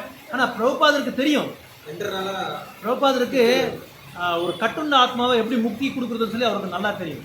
அதனால ஒரு லெசனை கற்றுக் கொடுத்தாரு அவருக்கு. யாரையும் வந்து நீங்கள் அண்டர் எஸ்டிமேட் பண்ண வேண்டாம், அவங்களுக்கு நல்லது பார்க்கறதுக்கு. என்ன இப்போ கிருஷ்ணரே என்ன பண்ணுறாருன்னா, பிரச்சாரம் பண்ணும்போது யாருக்குமே ஃபோர்ஸ் பண்ணாதீங்க, டிமாண்ட் பண்ணாதீங்க, கட்டாயப்படுத்து வரப்படுத்தாதீங்க, அவங்களா இது கிருஷ்ண உணர்வு வருத்தம் சொல்லி சொல்கிறாங்க. ஆனால் பக்தர்கள் என்ன பண்ணுறாரு, ஒரு படி முன்னாடி போகிறாரு, போய் அவங்களோட இதுக்கு லெவலுக்கு இறங்கி அவங்க லாங்குவேஜில் அவங்களுக்கு ப்ரீச்சிங் பண்ணுற ரிஸ்க் எடுக்கிறாங்க. நிறைய ரிஸ்க் எடுத்து அவங்க ப்ரீச்சிங் பண்ணுறாங்க. ஸோ அதனால் நீங்கள் சொல்கிற மாதிரி வெளிப்படையாக நம்ம வந்து யாரையும் பார்க்க முடியாது. ஓகே, ஹரே கிருஷ்ணா.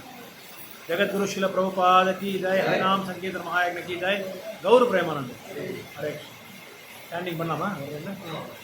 ஸ்டாண்டிங் பண்ணலாமா?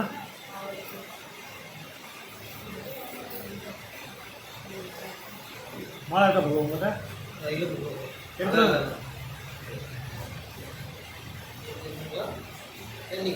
பண்ணுங்க ஒரு ரவுண்ட், அவங்களுக்கு ஒரு ரவுண்ட். மாதாஜி சீதா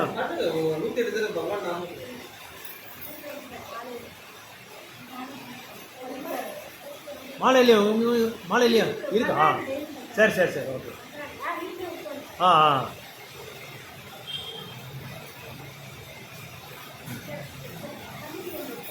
கையில் பண்ணுறீங்க. ಓಕೆ ನಿಮ್ಮ ಬೇಕಾ ಅದಕ್ಕೆ ಅಲ್ಲೇ ಮೇಲೆ ಕೂತ್ಕೊಂತೀರಾ ನೀವು ಚೇರ್ ಮೇಲೆ?